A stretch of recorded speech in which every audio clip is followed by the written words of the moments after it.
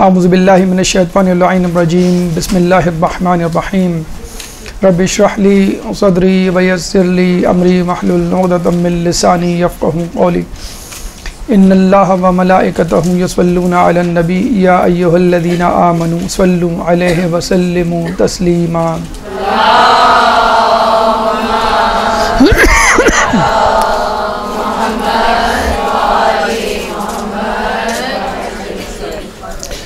زیارت عراق کے حوالے سے ہماری گفتگو کا سلسلہ جاری ہے، اور اس ضمن میں نجف کے حوالے سے 3 نشستیں اپنے اختتام کو پہنچی، 2 نشستیں، اور آج اس کی تیسری نشست ہے، مجموعی طور پہ 5واں درس۔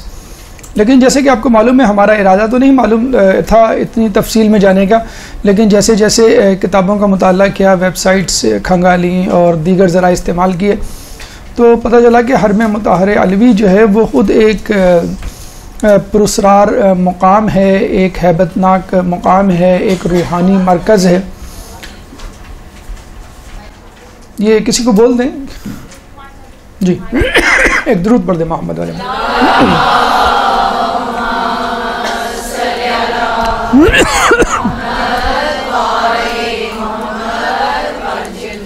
چنانچہ اس مقام کی تفصیل میں، گہرائی میں جتنا آپ جائیں گے اتنا آپ کو اندازہ ہوگا کہ نہ صرف مادی حوالے سے یہ قیمتی جگہ ہے، بلکہ روحانی حوالے سے بھی انسان کے لیے بے انتہا فائدہ مند جگہ ہے۔ 2012 میں یعنی 5 سال پہلے یونیسکو نے اس کو عالمی ورثہ قرار دیا ہے۔ عالمی ورثے کا مطلب یہ ہوتا ہے کہ اگر کوئی چیز تاریخی، کوئی مقام تاریخی حوالے سے بہت زیادہ مشہور ہے اور وہاں پہ ایسے مقامات، ایسی چیزیں، ایسی جگہیں پائی جاتی ہیں کہ جو بہت زیادہ دلچسپی کا باعث ہیں لوگوں کے لیے، فقط دلچسپی کا، مذہبی حوالے سے نہیں، کسی بھی حوالے سے، تو یونیسکو والے اس کو ایک عالمی ورثہ قرار دیتے ہیں، وہاں کی حکومت سے پوری معاونت کرتے ہیں اور اس جگہ کو بچانے کے لیے کوئی دقیقہ فروگزاشت نہیں کرتے۔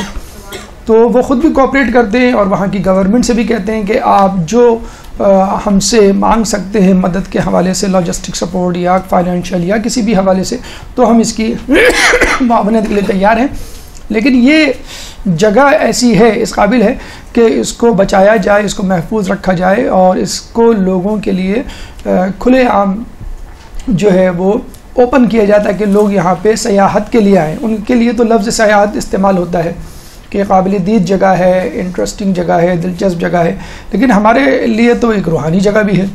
تو 2012 میں اس کو عالمی ورثہ قرار دیا، اور اس کو بہت پہلے عالمی ورثہ قرار دیا جانا چاہیے تھا، لیکن چونکہ حالات و واقعات جس طرح عراق کے رہے ہیں، جس طرح مذہبی حوالے سے اہل تشیع کے رہے ہیں، جس طرح آپ نے دیکھا کہ مولا کی قبر کو چھپایا گیا اور کتنے عرصے بعد یہ منکشف ہوئی، دریافت ہوئی، تو یہ جو حالات کے نشیب و فراز ہیں، اس وجہ سے بھی کہ یہ وجہ بنی کہ نجف جو ہے وہ عام لوگوں کے دھیان سے صرف نظر ہوا یا اگنور ہوا، لیکن الحمدللہ اس وقت جو جوش و خروش و ولولہ وہاں پہ کام کرنے والوں کا پایا جاتا ہے، تعمیرات میں حصہ لینے والوں کا پایا جاتا ہے، خود زائرین کا پایا جاتا ہے، جو نجف کا حوزہ وہاں آباد ہوا ہے، اس نے نجف کی رونق کو 4 چاند لگا دیے ہیں۔ اچھا، یہ بات کہ یہ عالمی ورثہ قرار پایا گیا ہے، یہ فقط ایک مادی حوالے سے ہے کہ وہاں پہ جو تاریخی واقعات پہ در پہ رونما ہوئے، جس طرح وہ بادشاہان وقت اور حکمران وقت کی توجہ کا مرکز بنا، جس طرح وہ عوام کی توجہ کا مرکز بنا، لیکن مولا کا روحانی فیض جاری ہے۔ یعنی مولا اپنا کام دیکھا جائے اس دنیا سے پردہ فرمانے کے باوجود مسلسل جاری کیے ہوئے ہیں، اور وہ کام کیا ہے کہ حق کو آشکار کرنا، حق کو لوگوں تک پہنچانا۔ اس زمانے میں پہ در پہ اگر آپ واقعات، تاریخی واقعات کو کھنگالیں تو پہ در پہ کئی واقعات آپ کو ملیں گے مسلسل، جو وہاں پہ آنے والے لوگوں نے بتلائے ہیں، خود ان کے ساتھ رونما ہوئے ہیں، دوسروں کے ساتھ رونما ہوئے ہیں، خود مولا کے ماننے والوں نے جو ہے ان کو دیکھا ہے، خود جو غیر شیعہ افراد ہیں، غیر مذہب اہل بیت سے تعلق رکھنے والے افراد ہیں، وہ اس کے چشمدید گواہ بنے۔ تو اس میں ایک دلچسپ واقعہ ہم عرض کرتے چلیں کہ عالمی ورثہ تو ہے، لیکن ہم سمجھتے ہیں کہ یہ ایک مذہبی، ایک روحانی ورثہ بھی ہے۔ مثلاً حاکم بغداد ایک زمانے میں علاء الدین نامی شخص ہوا کرتا تھا، وہ اپنے بھائی شمس الدین اور اپنے بھتیجے ہارون کے ساتھ جو ہے ایک دفعہ زیارت کے لیے گیا، تو درمیان میں بحث چھڑ گئی شیعہ سنی مذہب پہ کہ کون حق پر ہے۔ اچھا، یہ بحث جو ابھی ہمارے ہاں گلی کوچوں میں جاری ہے، ٹی وی چینلز پہ جاری ہے چند، یہ اس زمانے سے چل رہی ہے جب سے رسول اللہ نے دنیا سے پردہ فرمایا، پھر مولا کے ساتھ جو کشمکشی ہوئیں، اس کے بعد ائمہ کے ساتھ جو مظالم روا رکھے گئے، تو مولا کی مرقد مطہر وہاں تھی، چنانچہ بحثوں کا، بحث و تمیز کا مرکز بھی وہی جگہ یعنی عراق اور نجف ہوا کرتی تھی۔ تو علاء الدین جو کہ بغداد کا حاکم تھا، اس کی بحث چھڑ گئی رستے میں زیارت پہ جاتے ہوئے اپنے بھتیجے ہارون کے ساتھ۔ اس نے جب بحث کسی نتیجے پہ نہیں پہنچی تو ہارون نے، جو کہ اس کا بھتیجا تھا اور مذہبی اہل بیت پر تھا، تو اس نے کہا ٹھیک ہے، ایسا کرتے ہیں کہ ہم مولا کی زری پہ جا رہے ہیں۔ اچھا، اس زمانے میں جو مولا کی زری سے متعلق جو فرمودات، مکتوبات، مخطوطات یا قطع یا رقع یا بادشاہ وقت کے یا قرآن یا جو کچھ بھی ہوا کرتا تھا ہدیہ، وہ وہیں موجود ہوتا تھا۔ اب تو انہوں نے زری کے نیچے گوڈاؤنز بنا دیے اور اس میں جو ہے ان نوادرات کو، ان قیمتی تاریخی دستاویزات کو یا مکتوبات کو یا قرآنی نسخوں کو رکھا ہے۔ لیکن اس زمانے میں زری ہوتی تھی اور زری کے ساتھ صندوق میں وہ تمام رقعے اور وہ مکتوبات رکھے ہوتے تھے۔ تو جو اس کا بھانجا تھا ہارون، وہ جو ہے قبر مبارک پہ پہنچا اور اس نے صندوق کھولا اور صندوق میں کہا کہ جو رقعہ میرے ہاتھ میں آئے گا اس میں جو کچھ لکھا ہوگا بس وہی میرا مذہب ہوگا۔ تھا تو وہ یہ مذہب کا، لیکن اس نے کہا بس ٹھیک ہے، جو بھی مذہب اس میں اشارہ ہوگا میں اس کو جو ہوں اپنا لوں گا۔ تو اس نے جیسے جو ہے وہ رقعہ نکالا تو اس میں سورہ طٰہٰ کی آیت نمبر 92 اور 93 کا ٹکڑا کہ قَالَ يَا هَارُونُ مَا مَنَعَكَ إِذْ رَأَيْتَهُمْ ضَلُّوا، کہ اے ہارون تم کو کس چیز نے منع کیا تھا کہ جب تمہاری قوم گمراہی میں پڑ گئی تھی، اللہ تتبعان، کیا تم نے میری متابعت نہیں کی، اطاعت نہیں کی، فعصیت امری، کیا تم نے میری معصیت تو نہیں کی۔ تو جب ہارون نے یہ نکالا، اصل میں یہ آیت جو ہے موسیٰ علیہ السلام کے واقعے کی طرف اشارہ کرتی ہے۔ جب موسیٰ علیہ السلام کوہ طور سے واپس آئے تو انہوں نے دیکھا کہ ان کی قوم کے بیشتر افراد نے گوسالہ پرستی شروع کر دی ہے، تو انہوں نے ہارون کو جو ہے وہ سرزنش کی اور کہا کہ تم نے ان کو منع کیوں نہیں کیا؟ کیا خدا نخواستہ تم نے بھی تو ان کے ساتھ ان کی ہاں میں تو نہیں ملائی؟ کیا تم نے میری نافرمانی تو نہیں کی؟ تم اپنے مذہب پہ قائم تو رہے نا کہ نہیں؟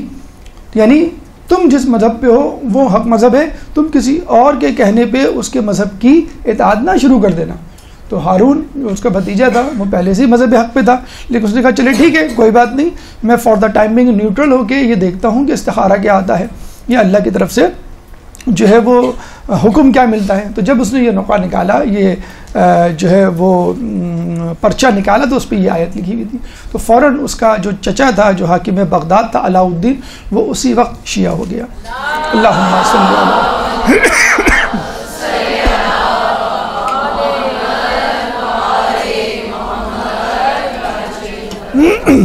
تو آپ نے دیکھا کہ ٹھیک ہے لوگ اس کو عالمی ورثہ قرار دیں اور مادی حوالے سے، تاریخی حوالے سے ایک بہت بڑی جگہ ہے، بہت واقعات ہیں۔ مطلب اس درس کی تیاری کے حوالے سے صرف فقط حرم امیر المومنین پہ یقین کیجئے ہماری نظر سے 10-15 کتابیں گزری ہیں، یعنی 10-15 کتابیں فقط حرم امیر المومنین، پھر زیارت عراق مطلب کربلا کے حوالے سے، پھر سامرہ، پھر قاسمین، اس میں پھر کتنی کتابیں لکھی گئی ہوں گی۔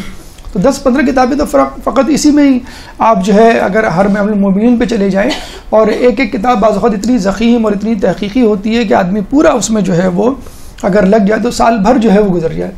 تو مولا کذب اپنے فیض سے اپنے زمانے میں بھی کرواتے تھے، اور ان کے اس دنیا سے پردہ کرنے کے باوجود بھی جو ہے ان کا قصب اور فیض جاری ہے، بشرط یہ کہ لینے والا کتنا متوجہ ہے، لینے والا چاہنے والا کتنا جو ہے مولا کی طرف ملتفت ہے۔ ایک درود پڑھ دے محمد والے میں۔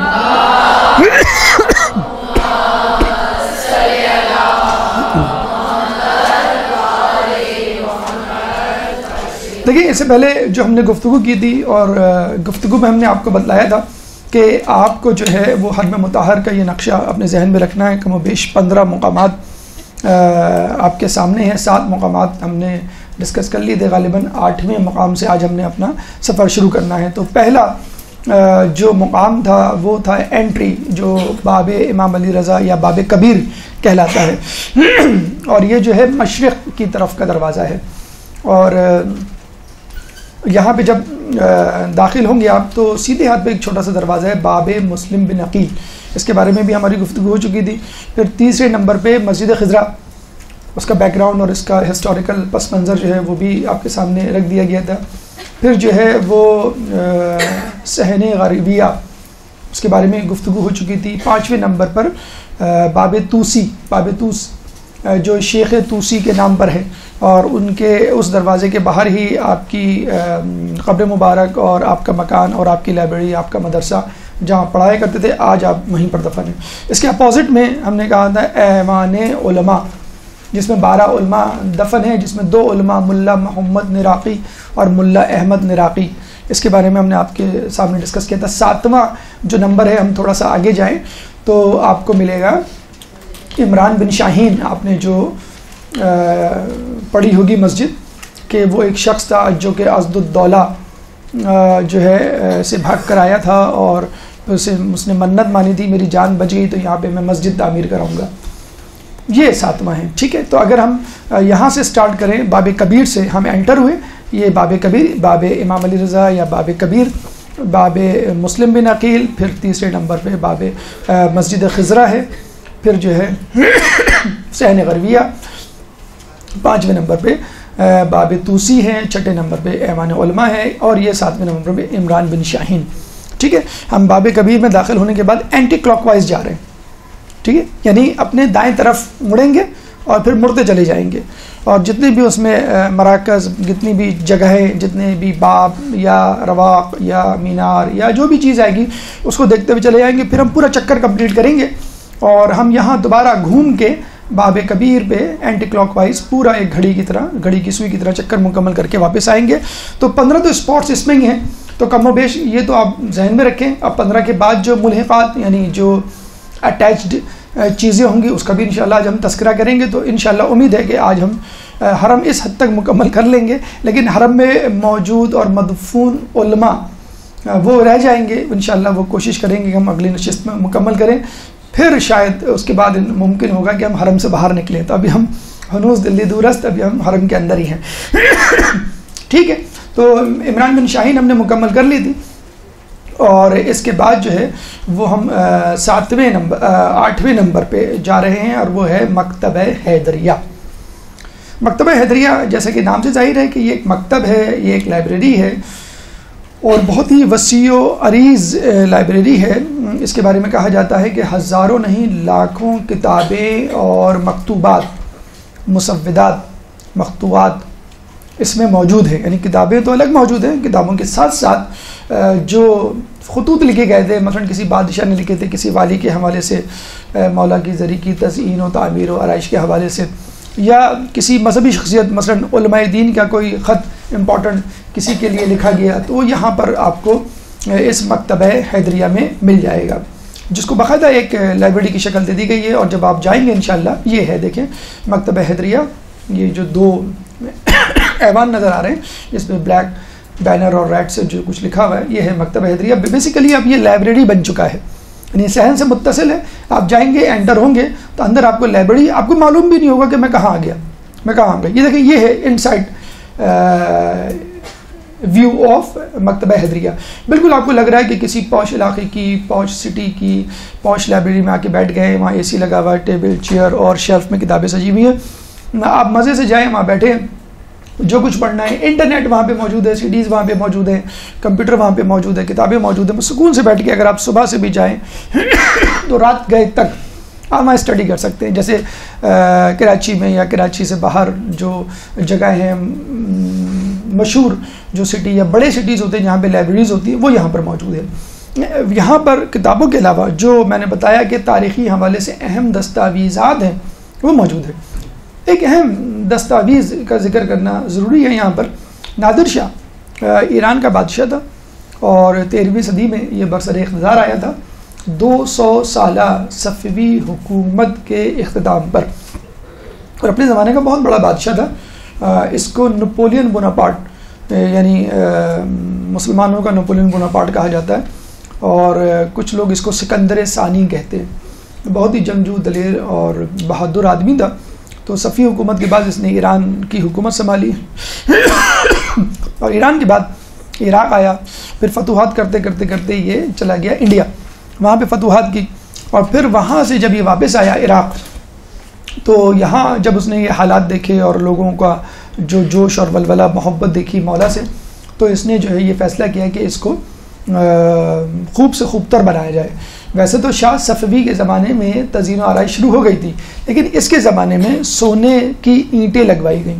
لیکن اس سے بھی جو بڑا کارنامہ ہے نادر شاہ کا وہ یہ کہ اس نے مذہب تشیع سے بہرحال یہ سرفراز تو تھا، معمور تو تھا اس کے نظریات سے، وہاں پہ اس نے جو کہ سلطنت عثمانیہ کے تسلط میں تھا پہلے اس زمانے میں عراق، تو اس نے وہاں اعلان کروایا کہ سلطنت عثمانیہ کو، ان کے حکمرانوں کو، کہ تم لوگ بھی شیعہ مذہب اختیار کر لو. انہوں نے کہا مذہب تو دور کی بات، ہم ان لوگوں کو واجب القتل سمجھتے ہیں، یہ ہمارے نزدیک واجب القتل ہیں، منحرف لوگ ہیں، کافر ہیں. تو وہ بڑا پریشان ہوا کہ یہ کیا، یہاں تو بالکل ہی الٹی گنگا اور عجیب معاملات ہیں. تو اس نے غصے میں آگے پورے عراق کا محاصرہ کر لیا، اور 40 دن تک مختلف شہروں کا محاصرہ کرنے کے بعد عثمانی حکومت نے گھٹنے ٹیک دیے اور یہ کہا کہ ٹھیک ہے، آپ جو چاہتے ہیں ہمیں بتلائیں، ہم کن شرائط پر آپ سے مصالحت کریں. اس نے کہا کہ جو کم از کم مصالحت ہے وہ یہ ہے، زیادہ سے زیادہ تو یہ ہے کہ تم لوگ سب شیعہ ہو جاؤ، اگر ٹھیک ہے میں تم کو زبردستی شیعہ کر کے کیا کروں گا، کم سے کم مصالحت یہ ہے کہ تم مذہب جعفریہ یا فقہ جعفریہ کو 5واں فقہ تسلیم کر لو.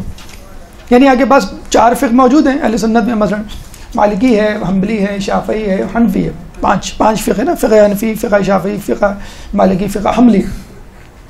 اس نے کہا کہ تم لوگ فقہ جعفری کو 5واں فقہ تسلیم کر لو، جس طرح 4 فقہ ہیں. اگر ایک فقہ ہوتا تو ٹھیک ہے، تم لوگ کہہ سکتے تھے کہ بھئی کوئی دوسرے فقہ کی گنجائش ہی نہیں ہے. تو جب 4 فقہ موجود ہیں تو 5واں فقہ بھی اسلامی کا ایک فقہ ہے، اور اس میں میں زبردستی نہیں کروں گا. تم لوگ ایسا کرو، بیٹھ کے مناظرات، مذاکرہ، مباحثہ جو بھی کرنا ہے وہ کر لو. تو اس نے جو ہے ایران سے شیعہ علماء کو بلوایا اور سلطنت عثمانیہ کو کہا کہ آپ اپنے سنی علماء بھیجیں. تو دونوں علماء کا اس نے کئی دنوں تک مذاکرہ کروایا، مباحثہ کروایا، مناظرہ کروایا، اور پھر وہ اس نتیجے پہ پہنچے کہ ٹھیک ہے، ہم سمجھتے ہیں کہ ہمارے 4 جو فقہ ہیں ان میں ایک 5ویں فقہ کا اضافہ ہو سکتا ہے، اور اس کے عقائد کوئی ایسے نہیں ہیں کہ جو اسلام سے بالکل متضاد ہوں یا غلط ہوں، جیسا کہ ہم سمجھ رہے تھے.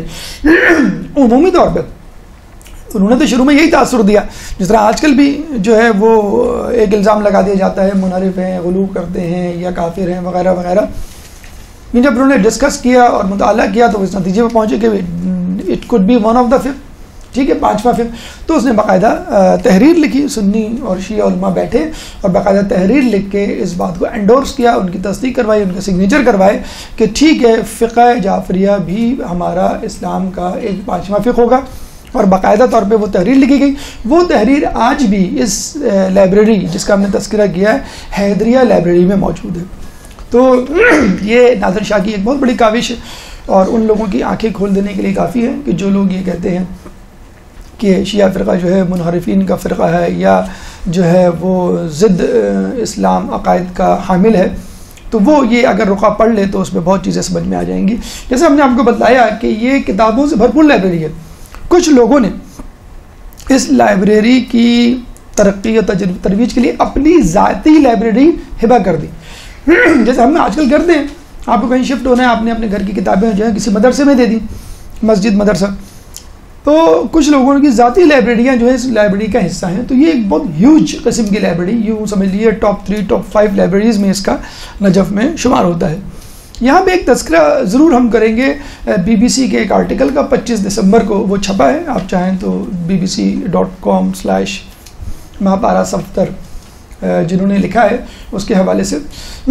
بہت افسوس کے ساتھ کہنا پڑتا ہے BBC، CNN، فاکس اور دیگر جو چینلز ہیں وہ کوئی دقیقہ فروگزاشت نہیں کرتے مسلمانوں کے خلاف زہر اگلنے کے لیے، اور ان کو جو بھی نقطہ مل جائے یا کوئی صلہ مل جائے تنقید کا یا ہنسنے ہنسانے کا، وہ اس کو چھوڑتے نہیں ہیں. ان کی حد تک تو ہمیں بات سمجھ میں آتی ہے، لیکن یہ جو مسلمان مبصرین ہیں یا مسلمان صحافی جو BBC اور CNN اور دیگر جگہوں پہ انہوں نے ہائر کیے ہوئے ہیں، ان کی چال ڈھال، ان کا طریقہ، ان کا تبصرہ، ان کے افکار سن کے ہمیں بہت افسوس ہوتا ہے. مہاپارا صفدر نے ایک انٹرنیشنل کاروان کو جوائن کیا اور وہ نجف آئیں، تو انہوں نے پورا آرٹیکل لکھا ہے. آپ آرٹیکل بھی جا کے پڑھ لیے گا، اس وقت موجود ہے وہ. انہوں نے یہ کہا کہ میں نے باب العلم کے شہر میں، یعنی مولا علی کے شہر نجف میں کوئی لائبریری نہیں دیکھی. اتنی افسوس کی بات ہے. باقاعدہ کلیم کیا، یعنی وہ ہنسانا چاہ رہی تھی مسلمانوں کو، تضحیک اسپیشلی تشیع، اہل تشیع پہ ایک طنز کرنا چاہ رہی تھی کہ یہ بڑا بنتے ہیں علم والے اور باب العلم کو اپنا کہنے والے، مدینہ کے شہر کے باب کو اپنا کہنے والے، لیکن جس جگہ مولا علی دفن ہے کم از کم وہاں لائبریری ہونی چاہیے، تو وہاں لائبریری نہیں ہے. تو یہ مہاپارا صفدر جو ہے یہ کہتے ہوئے حرم سے نکلی. اور اس کے علاوہ بھی بہت زیادہ انہوں نے طنز کیے کہ میرا پردہ ان کو پسند نہیں آیا، میرا اسکارف ان کو صحیح نہیں لگا، تو اسکارف اتار کے مجھے جو ہے ایک باقاعدہ جبہ پہنایا گیا، پوری چادر پہنائی گئی، اور بھی بہت سارے انہوں نے اعتراضات کیے. تو پورے نجف میں مہاپارا صفدر کو لائبریری نظر نہیں آئی. بڑے افسوس کے ساتھ کہنا پڑتا ہے، اگر وہ مکتبہ حیدریہ ہی، حرم سے باہر جانے کی ضرورت ہی نہیں تھی آپ کو. دیکھیں نجف کے بارے میں برملا کہا جاتا ہے، غور سے سنیے گا. نجف میں کوئی سڑک ایسی نہیں کہ جہاں پہ کوئی لائبریری یا کوئی کتابوں کی دکان نہ ہو ہی نہیں سکتا.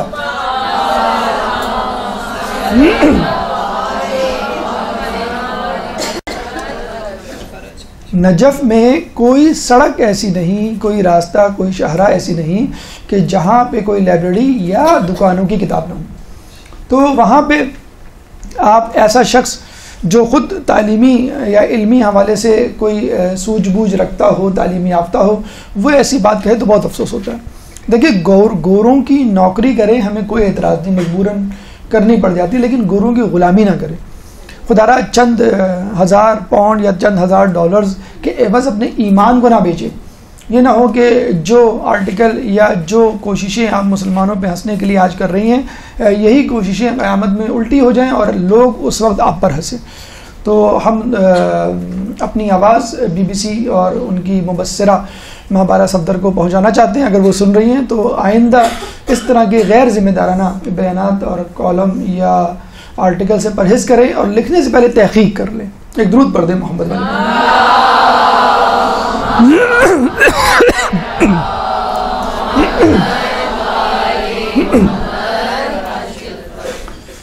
نمبر 9، حسینیہ بکتاشیہ. یہ دیکھیں آپ تھوڑا سا موو کریں، یہ آپ کو حیدریہ لائبریری مل گئی، یہ ہے حسینیہ بکتاشیہ. ٹھیک ہے، بیسیکلی اس کا نام تھا تقیہ بکتاشیہ. تقیہ ترکی زبان میں خانقاہ کو کہتے ہیں. خانقاہ آپ کو معلوم ہے شاید، تصوف کی زبان میں ایسی جگہ کو کہتے ہیں کہ جہاں پر صوفی بزرگ قیام کرتے ہیں، تجرد کی زندگی گزارتے ہیں، دنیا و ما فیہا سے بے خبر، ایک تنہائی کی زندگی، فقط عبادت الہی اور کچھ نہیں. ہمارے یہاں اس قسم کی تصوف کی کوئی گنجائش نہیں. احادیث میں اعتکاف کو تصوف کہا گیا ہے، یعنی فقط 3 دن تم اپنے گھر والوں سے دنیا چھوڑ کے بیٹھ جاؤ، بس کافی ہے. بعض جگہ جو ہے وہ حج کو، بعض جگہ جو ہے جہاد کو تصوف کہا گیا ہے، روحانیت کہا گیا ہے. صحیح لفظ روحانیت ہے. لا روحانیہ فی الاسلام، اسلام میں روحانیت نہیں، لیکن عیسائی اس زمانے میں رہبانیت کا شکار ہو گئے تھے، اور سورہ حدید میں اس کا تذکرہ موجود ہے کہ انہوں نے رہبانیت کو اپنایا جس کو وہ نبھا نہ سکے. انہوں نے اس کو اڈاپٹ کیا کہ ہم اللہ مغفرت چاہتے ہیں، توبہ کرنا چاہتے ہیں، وہ جو کہ ہم نے عیسیٰ علیہ السلام کے ساتھ روا رکھا بس ٹھیک ہے، ہم اس کے بدلے میں تلافی کرنا چاہتے ہیں، توبہ کرنا چاہتے ہیں، تلافی کے لیے ہم دنیا چھوڑنا چاہتے ہیں. تو اللہ نے کہا ٹھیک ہے، اگر تم ضد کر رہے ہو تو ٹھیک ہے، یہ بھی کر کے دیکھ لو. لیکن اس کو نبھا نہ سکے. پھر کیا ہوا؟ کوئی صحرا میں نکل گیا، کوئی جنگلوں میں نکل گیا، کوئی پہاڑ کی چوٹی پہ نکل گیا. تو آہستہ آہستہ یہ عیسائی جو ہیں وہ نفسیاتی مریض بنتے رہے. اور جب عیسائی دانشوروں نے یہ دیکھا کہ ہمارے علماء اور عابد افراد اس قسم کے انحراف اور نفسیاتی امراض کا شکار ہو رہے ہیں، تو عوام الناس میں کیا پیغام پہنچے گا کہ ہمارے بڑے ایسے ہیں، یعنی جو مذہب کے قریب ہو جائے وہ ایسا ہو جاتا ہے، تو مذہب عیسائی چھوڑ دیں گے. اور لوگ مذہب عیسائی چھوڑنے لگے. انہوں نے پھر یہ کہا کہ ایک ایسی جگہ بنا دو جس میں ایک کمبائنڈ اسٹڈی کی طرح کمبائنڈ عبادت ہو جائے، کم از کم ایک دوسرے کا حال احوال لوگ پوچھ سکیں اور نفسیاتی بیماری سے چھٹکارا مل سکے. انہوں نے خانقاہیں بنائیں. تو مسلمانوں میں بھی ایک فرقہ، جب یہ جنگیں ہو رہی تھیں مولا علی کی اور دیگر لوگوں کے، تو آپ نے نام سنے ہوں گے بہت سارے اولیاء اللہ کے، سفیان ثوری ہے، حسن بصری ہے. انہوں نے باقاعدہ تصوف کی بنیاد رکھی اور اس سلسلے کو آگے بڑھایا. اور پھر اس میں ایسی ایسی خرافات، انحرافات وجود میں آئے کہ الامان والحفیظ کہ لوگ جو ہے وہ اپنے کان پکڑنے لگے کہ اسلام ایسا ہے تو پھر ہمیں ایسا اسلام نہیں چاہیے. تو تقیہ بکتاشیہ شیعوں میں ایک ایسا منحرف گروہ تھا کہ جو اس تصوف کا گرویدہ ہو گیا. یعنی اس کا تصوف یوں سمجھ لیجئے مسلمانوں کے تصوف سے بھی آگے بڑھ گیا تھا. اور کس سے جا کے مل گیا تھا؟ عیسائیوں کی روحانیت سے. تو جس طرح عیسائی 3 خدا پہ یقین رکھتے ہیں، یعنی اللہ پہ یقین اور جبرائیل پہ یقین اور عیسیٰ علیہ السلام پہ یقین، خدا مانتے ہیں کہ یہ 3 خدا ہیں ہمارے، عقیدہ تثلیث جسے کہتے ہیں، ٹرینیٹری. تو انہوں نے کہا کہ یہ جو ہے 3 خدا ہیں عیسائیوں کے، تو ہمارے بھی 3 خدا ہوں گے. تو انہوں نے یہ کہا، یہ دیکھیں یہ جو مینار ہے اس کا لوکیٹ کرنے کا طریقہ یہ ہے کہ یہ ایوان الذہب ہے، ٹھیک ہے، یہ 2 گولڈن مینار ہیں. اس مینار کے بالکل سیدھا آپ چلتے چلے جائیں، بالکل اس کے پیچھے ہی آپ کو مل جائے گا تقیہ بکتاشیہ یا حسینیہ بکتاشیہ. تو انہوں نے کہا کہ جس طرح عیسائیوں کے ہاں ہے کہ 3 خدا ہیں، تو پھر ہمارے یہاں بھی 3 خدا ہیں. ٹھیک ہے، ہمارے 3 خدا کون ہیں؟ اللہ بائی اٹ سیلف، ہم سیلف اور محمد اور علی. غالباً انہوں نے اس حدیث کو ایگزیجریٹ کر دیا. کون سی حدیث کو؟ کہ خدا کو کسی نے نہیں پہچانا سوائے میرے اور علی کے، اور مجھے کسی نے نہیں پہچانا سوائے خدا کے اور علی کے، اور علی کو کسی نے نہیں پہچانا سوائے میرے اور خدا کے. انہوں نے کہا کہ بس جو چیز سمجھ میں نہیں آئے وہ خدا ہے. تو انہوں نے جو ہے وہ 1+1+1 3 خدا بنا ڈالے. اور جو ہے آپ کو معلوم ہے ایسے لوگوں کی ابھی بھی کمی نہیں ہے، بے وقوفوں کی کمی نہیں غالب، ایک ڈھونڈو ہزار ملتے ہیں، کہ جو دین میں غلو کرتے ہیں اور اپنے آپ کو بہت زیادہ علی کا ماننے والا کہتے ہیں، اتنا ماننے والا کہتے ہیں کہ علی کی ذات کو خدا سے ملا دیتے ہیں. اور اس بات کہتے ہیں کہ بس علی خدا ہیں اور ہمارا خدا ہم کو بچا لے گا، اب نماز روزوں کی کیا ضرورت، وسیلہ یا شفاعت تو الگ بات ہے، اب وہ خدا بن گئے تو وہ ہمیں بچا لیں گے. تو انہوں نے کہا کہ بس جو نہیں سمجھ میں آیا وہ خدا ہے، چنانچہ ہمارے پاس 3 خدا ہیں.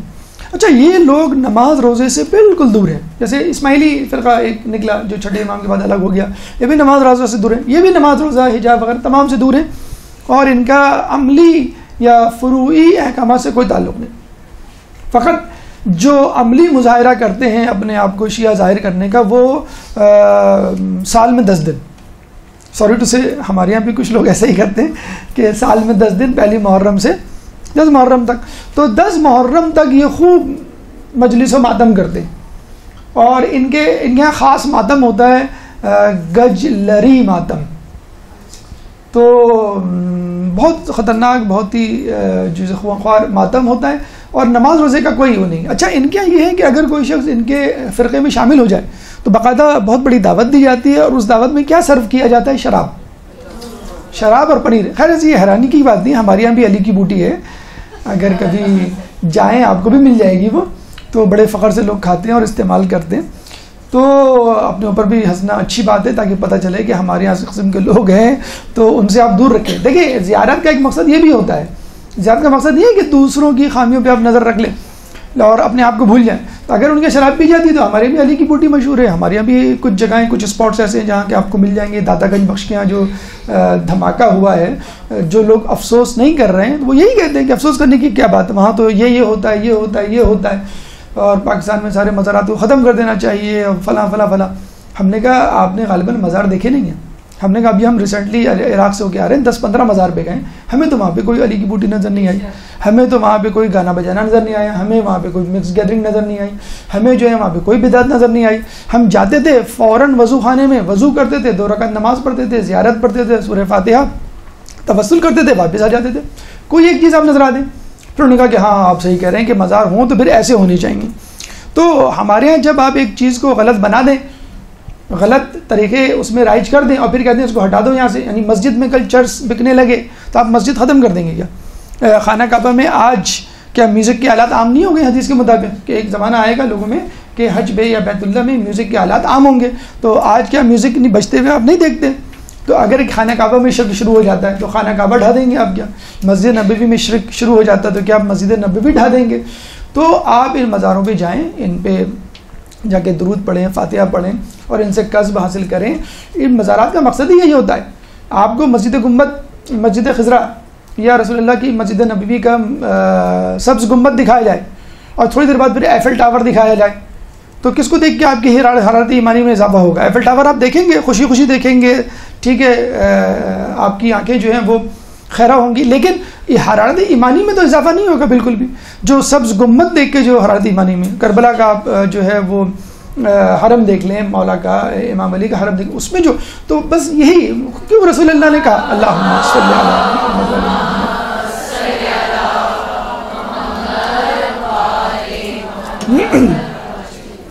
رسول اللہ نے کیوں کہا کہ جو حج پر آئے اور میرے حرم میں نہ آئے, میری مسجد میں نہ آئے, میری زیارت کے لیے آئے, اس نے مجھ پہ ظلم کیا.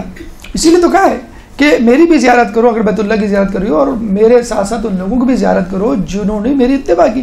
تو ان کی زیارت کا مقصد یہی ہوتا ہے کہ ہم جو ہے وہ اپنے حرارت ایمانی میں اضافہ کریں. توسل, شفاعت, وسیلہ یہ ایک الگ بحث ہے, اس پہ بھی ہم گفتگو کر سکتے ہیں, لیکن جو منیمم اپروچ یا منیمم ٹارگٹ ہو سکتا ہے شیعہ, غیر شیعہ یا مسلمان اور غیر مسلمان, وہ کم از کم ایک روحانی فکر حاصل کر سکتا ہے کہ جو غیر مسلم ہیں انہوں نے بھی دیکھا. ایک غیر مسلم کہتا ہے کہ جب میں نے سنہرا گنبد دیکھا مولا علی کا تو مجھ میں ایک ہیبت داری ہو گئی, اور جب میں اندر گیا اور مجھے بتایا گیا کہ ان کے کیا فضائل ہیں تو میرے دل میں علی کی محبت جاگزی ہو گئی. یہ طریقہ ہوتا ہے کہ جو ہم دیکھتے ہیں کہ جو نہ ماننے والے بھی ہیں, غیر مسلم ہیں, ان کے دل میں حرارت ایمانی پیدا ہو جاتی ہے.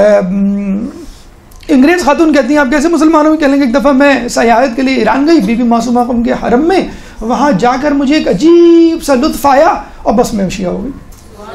تو یہ ایک روحانیت ہے ان مزاروں پہ, ان مقدس مقامات پہ جو آپ کسب کریں, اور اگر آپ ان کو خرافات کا مرکز بنا دیں گے تو ظاہر سی بات ہے کہ انسان جو ہے وہ کچھ حاصل کرنے کی بجائے وہ کچھ کھوئے گا. شہد میں اگر آپ زہر ملا کے ایک قطرہ پئیں اور یہ کہیں کہ مجھے کچھ فائدہ ہوگا تو فائدہ تو نہیں ہوگا. بہرحال اب آ جائیں 10 نمبر پہ, ہم تھوڑا سا آگے بڑھتے ہیں. یہاں پر ہم نے تکیہ بکتاشیہ, اچھا تکیہ بکتاشیہ کے حوالے سے ہم یہ کہتے ہیں, ایک تو ظاہر بات ہے یہ اسپاٹ غلط, نام غلط تھا تکیہ خانقاہ, ہم خانقاہوں پہ بلیو نہیں کرتے. ہمارے یہاں جو منیمم میتھڈ ہے تصوف کا وہ ہے عرفان. اس میں بھی اختلاف ہے لوگوں کو, کچھ علماء کو کہ بھائی عرفان ہونا بھی چاہیے کہ نہیں ہونا چاہیے. بہت سے لوگ کہتے ہیں اگر اخلاقیات پہ آپ نے عمل کر لیا وہ آپ نے عرفان پہ بھی عمل کر لیا, یا کم از کم اخلاق پر عمل کیے بغیر آپ عرفان کی حدود میں داخل نہیں ہو سکتے. ہم نے آپ کو بتایا تھا اللہ بہجت کے پاس ایک شخص آیا, کہنے لگا میں عرفان سیکھنا چاہتا ہوں, تو آپ نے کیا کہا کہ تم معراج السعادہ پڑھ کے آؤ, اخلاقیات کی کتاب پڑھ کے آؤ, عرفانیات کی کتاب نہیں پڑھ کر آؤ, اخلاقیات کی کتاب پڑھ کر آؤ, اس پہ عمل کر کے آؤ. تو وہ 1 سال بعد اس کتاب کو پڑھ کے اس پہ عمل کر کے آیا, پھر اس کو عرفان سکھایا گیا.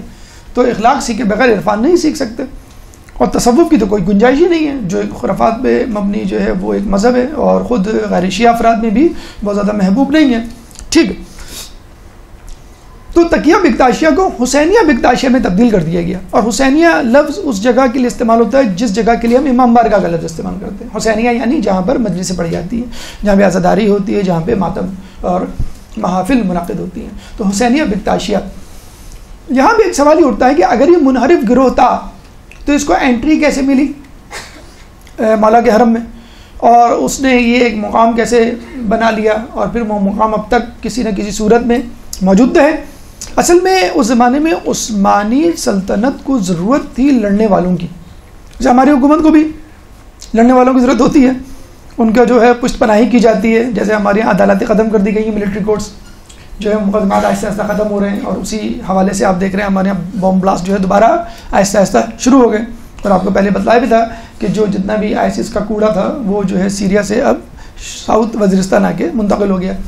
تو یہ کیسے اتنے اوپر آ گئے کہ حرم میں داخل ہو گئے؟ تو ان کی باقاعدہ ملٹری گروپس تھے ان کے لڑنے والے، تو عثمانی سلطنت کو جب لوگوں کی ضرورت پڑتی تھی کمک کی تو وہ ان سے درخواست کرتے، اور یہ اپنے لوگوں کو بھیجتے تھے جو عثمانی سلطنت کے ساتھ جا کے مختلف جگہوں پہ لڑتے تھے۔ جیسے خود ایسٹ انڈیا کمپنی نے جب یہاں پر آئی تو مسلمانوں کی بھرتیاں کی انگلینڈ نے اپنی فوج میں، اور جو لوگ ان کے لیے لڑے ان کو بڑے بڑے انعامات سے نوازا گیا۔ تو وہ لڑتے تھے ان کے لیے، تو ان کا ایک خاص مقام بن گیا تھا۔ تو باقاعدہ یہ جو تکیہ بکتاشیہ حاجی بکتاش بیسیکلی ایک شخص تھا جس نے یہ اس فرقے کی بنیاد رکھی تھی، تو لوگوں میں ایک ان کا گروہ اور ہیبت پھیلتی چلی گئی، اور ان کو حکومتی سطح پر جو ہے مراعات دینی لوگوں نے شروع کر دی۔ پھر وہ یہاں کر آباد ہو گئے۔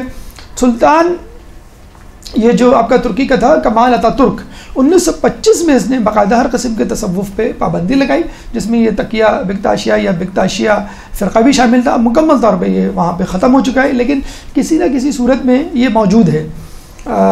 البانیہ کہتے ہیں کہ وہ ملک ہے جہاں ابھی بھی چند غاروں میں یہ فرقہ وہاں پہ پایا جاتا ہے، لیکن ترکی میں اوور آل جو ہے بکتاشیہ نام کا جو ہے وہ فرقہ اب ختم ہو چکا ہے۔ 10ویں نمبر پہ تکیہ بکتاشیہ حسینیہ بکتاشیہ سے ہم جو ہے رخ کر کے آگے کی طرف چلتے ہیں، اینٹی کلاک وائز ہم چل رہے ہیں، اور یہ ہے رواق۔ رواق کہتے ہیں دالان کو یا سائبان کو یا چھجا جسے ہم کہتے ہیں۔ جب آپ گھر میں انٹر ہوتے ہیں تو آپ نے دیکھا ہوگا گاڑی کھڑا کرنے کے لیے لوگ چھجا بنا دیتے ہیں، تو ایک سایہ دار جگہ ہوتی ہے۔ اس طرح مسجدوں میں یا بڑی جگہوں پہ جانے کے لیے صحن سے پہلے ایک سایہ دار جگہ ہوتی ہے۔ حرم بیت اللہ میں بھی جائیں تو وہاں پہ بھی آپ کو ملے گی، تو اس کو ہم کہتے ہیں دالان یا رواق۔ تو رواق ابو طالب یہ آپ کو 10ویں نمبر پہ یہاں ملے گا۔ اگر آپ غور کریں تو یہ ایگزیکٹلی اپوزٹ ہے باب کبیر کے، جو پہلا باب جس میں ہم انٹر ہوئے تھے اور اینٹی کلاک وائز ہم نے موو کیا تھا، اور موو کرتے کرتے کرتے یوں سمجھ لیے ہم نے نصف حرم طے کر لیا۔ جب ہم رواق ابو طالب پہ پہنچے تو یہ نصف حرم ہو گیا۔ اس کے بالکل اپوزٹ آ جائیں، دیکھیں یہ باب کبیر ہے، سو یہ آدھا حرم آپ کا ہو گیا۔ تو رواق ابو طالب جو ہے وہ یہ دیکھیں یہ باب الزہب ہے، یہ 2 مینار ہیں، اور یہ جو گیٹ تھا جس کو ہم چھوڑ کے آئے تھے باب کبیر تھا۔ باب کبیر سے ہم نے موو کیا تھا خضرہ کی طرف، باب توسی کی طرف، اور ابھی جو ہم آئے تھے تکیہ بکتاشیہ پہ یہ جو گیٹ ہے یہ ہے آپ کا رواق ابو طالب، بالکل ایگزیکٹلی اپوزٹ ٹو ایوان طلا یا ایوان الذہب، بالکل اپوزٹ میں آپ کو مل جائے گا۔ یہ اب جو ہے باقاعدہ مسجد کی شکل میں اس کو ٹرانسفارم کر دیا گیا ہے، اور یہاں پر 2000 سے زیادہ نمازیوں کی نماز پڑھنے کی گنجائش ہے۔ اگر انشاءاللہ کبھی آپ کا ماہ رمضان میں یہاں جانا ہو تو تلاوت قرآن کی آواز سے پورا جو ہے وہ رواق یا پوری مسجد جو ہے وہ گونج رہی ہوتی ہے۔ قاری آتے ہیں یہاں پر، حفاظ آتے ہیں جو لوگوں کی قرأت ٹھیک کرتے ہیں، خود بھی قرآن پڑھتے ہیں، اور لوگ بھی ان کے ساتھ بالکل ڈسپلن میں، دیکھیں کتنی طرح ڈسپلن میں جو ہے وہاں پہ جو ہے وہ قرآن پڑھا جا رہا ہے۔ یہ وہ رواق ہے جہاں پہ جو ہے مسجد ہے، 2000 سے زیادہ طلباء ہیں، اور باقاعدہ تلاوت قرآن۔ کہا جاتا ہے کہ اگر ہم ماہ رمضان میں جائیں تو ماہ رمضان میں پورا نجف جاگ رہا ہوتا ہے، پورا حرم جو ہے خصوصی طور پہ جاگ رہا ہوتا ہے، ویسے پورا نجف جاگ رہا ہوتا ہے، اور ہر جگہ، ہر گھر، ہر مسجد، ہر کونے سے تلاوت قرآن کی آواز آ رہی ہوتی ہے۔ اور دیکھو اللہم صلی علی محمد اور دیکھیں رسول اللہ نے متنبہ کیا تھا کہ دیکھو قرآن پہ عمل کرنے کے حوالے سے غیر تم سے بازی نہ لے جائیں، اور یہ ہو رہا ہے معذرت کے ساتھ، کچھ لوگ ہم سے بازی لے جا رہے ہیں. ٹھیک ہے، تفاسیر میں نہیں، مفاہیم میں نہیں، مطالب میں نہیں، گہرائی اور گیرائی میں نہیں، لیکن کم از کم رٹنے کی حد تک، حفظ کی حد تک، پڑھنے کی حد تک تو ہم سے بازی لے رہے ہیں. تو کسی میں بھی ان کو آگے نہ جانے دیا جائے، حفظ میں بھی، تلاوت میں بھی، قرات میں بھی، تجوید میں بھی، معنی و مفاہیم. یہ ہمارا قرآن ہے، کیونکہ یہ تو قرآن صامت ہے، ہم تو قرآن ناطق کے ماننے والے ہیں. تو قرآن ناطق کے حرم میں جب قرآن صامت یعنی قرآن کو پڑھا جائے گا تو کیا لطف ہوگا. مولا فرماتے ہیں کہ جب میں خدا سے بات کرنا چاہتا ہوں تو نماز پڑھتا ہوں، جب میں چاہتا ہوں کہ خدا مجھ سے بات کرے تو میں قرآن پڑھتا ہوں. 11 نمبر پہ میزاب رحمت. میزاب یعنی پرنالہ. یہ پرنالہ اگر جیسے ہم نے آپ کو بتایا کہ آپ موو کر رہے ہیں رواقع ابو طالب، اور رواقع ابو طالب سے موو کرتے کرتے آپ آ گئے چوتھے بلکہ 5ویں دروازے میں. 5 دروازے اگر مسلم بن عقیل والے دروازے کو آپ کاؤنٹ کریں تو ٹوٹل 5 ہیں، ویسے اصولاً 4 ہوتے ہیں. تو یہ 5واں اور آخری دروازہ یہ ہے آپ کا باب قبلہ. یعنی باب قبلہ کا مطلب ہے اس دروازے سے آپ باہر جائیں تو آپ کہاں پہنچیں گے؟ بیت اللہ، بیت المکرم. ٹھیک ہے، تو اس کے بالکل اپوزٹ میں جو بلڈنگ ہے، جو عمارت ہے، اس کے اوپر پر نالہ لگا ہوا ہے. جیسے ہمارے یہاں پر نالے لگے ہوئے ہوتے ہیں کہ بارش ہوتی ہے تو سارا چھت کا پانی جو ہے وہ باہر گرتا ہے. بہرحال یہ مولا کے حرم کا پر نالہ ہے، اس کی اپنی فضیلت اور اہمیت ہوتی ہے. تو لوگ جب بھی بارش ہوتی ہے تو اس کے نیچے آتے ہیں. بارش کا پانی تو ویسے بھی پاک و مطہر ہوتا ہے، اور اگر مولا علی کے حرم کا بارش کا پانی ہو تو کیا ہی بات ہے، تو لوگ پانی پیتے ہیں اس سے. اچھا ویسے تو اس کی الگ سے کوئی فضیلت یا اعمال نہیں لکھے ہوئے، لیکن ایک عقل اس کا فیصلہ کر سکتی ہے کہ خانہ کعبہ پہ ایک پرنالہ ہے اور ایک مولا کے حرم میں. تو خانہ کعبہ کا پرنالہ دیکھا جائے تو مولا علی کی جائے ولادت کا پرنالہ ہے، اور حرم کا پرنالہ مولا علی کی آخری آرام گاہ کا پرنالہ ہے. بہرحال اللہم صلی علی محمد و آل محمد. تو جس طرح خانہ کعبہ کا پرنالہ پرفضیلت ہے، مولا علی کے حرم کا پرنالہ بھی پرفضیلت ہے. جس طرح خانہ کعبہ کے پرنالے کے نیچے عبادت 2 رکعت نماز پڑھتے ہیں اکثر لوگ اور اپنی حاجات کو مانگتے ہیں، تو ویسے بھی الگ سے خصوصی طور پہ تاکید نہیں ہے، لیکن چھٹے امام کے حوالے سے بڑی اچھی ہمیں ایک روایت ملتی ہے، اور اس روایت کو ہر جگہ جو ہے وہ اطلاق کیا جا سکتا ہے کہ مولا فرماتے ہیں، مطلب نجف اشرف اور مولا کے حرم کی طرف اشارہ کرتے ہوئے کہ پشت کوفہ پہ ایک ایسی قبر ہے کہ جہاں پہ اگر تم 2 رکعت نماز یا 4 رکعت نماز پڑھو تو اللہ تمہاری حاجت برآری کرے گا اور تم سے تمہاری اداسی کو دور کرے گا. یعنی ہو ہی نہیں سکتا کہ تم مولا کے حرم میں مولا کے قبر کے آس پاس نماز پڑھو 2 رکعت یا 4 رکعت اور اللہ تمہاری اداسی کو دور نہ کر دے یا اللہ تمہاری حاجت کو پورا نہ کرے. یہ نہیں ہو سکتا. تو جب بھی آپ جائیں پرنالے کو دیکھیں اور خانہ کعبہ کے پرنالے کو یاد کر رہے ہیں، مولا کی پہلی جو ہے وہ رہائش یا مسکن یا جائے ولادت کو یاد کریں اور پھر اس کو نسبت دیں مولا کے حرم کی طرف اور یہاں پہ 2 رکعت نماز پڑھیں. اب آ جائیں باب قبلہ. جیسے ہم نے بتایا کہ یہ جو ابھی ہم نے پرنالہ ہے جس کو ہم نے ڈسکس کیا، اس کے بالکل اپوزٹ میں، پرنالے کے بالکل اپوزٹ میں آپ دیکھیں گے تو یہ باب ہے، باب قبلہ، یعنی جس کی طرف آپ رخ کر کے نماز پڑھتے ہیں. کہتے ہیں ایک زمانے میں باب قبلہ اور یہ گنبد، اس کے درمیان میں حاکم وقت شبلی ایک ہوا کرتا تھا، اس کی بیٹی نے، شہزادی نے ایک بہت بڑا حوض بنایا تھا. تو عین ظہر کے وقت گنبد کا عکس اس حوض میں نظر آتا تھا اور بہت ہی خوبصورت منظر ہوا کرتا تھا جس کو دیکھنے کے لیے لوگ دور دور سے آیا کرتے تھے فقط اس عکس کو دیکھنے کے لیے، گنبد، سنہری گنبد کے عکس کو اس پانی میں دیکھنے کے لیے. تو ایک انگریز سیاح لافٹ نے بھی اس کا بڑا تذکرہ کیا ہے کہ میں اس سنہری گنبد کے عکس کو اس حوض میں دیکھنے کے لیے وہاں گیا، اور جب وہاں گیا تو میری آنکھیں خیرہ ہو گئی.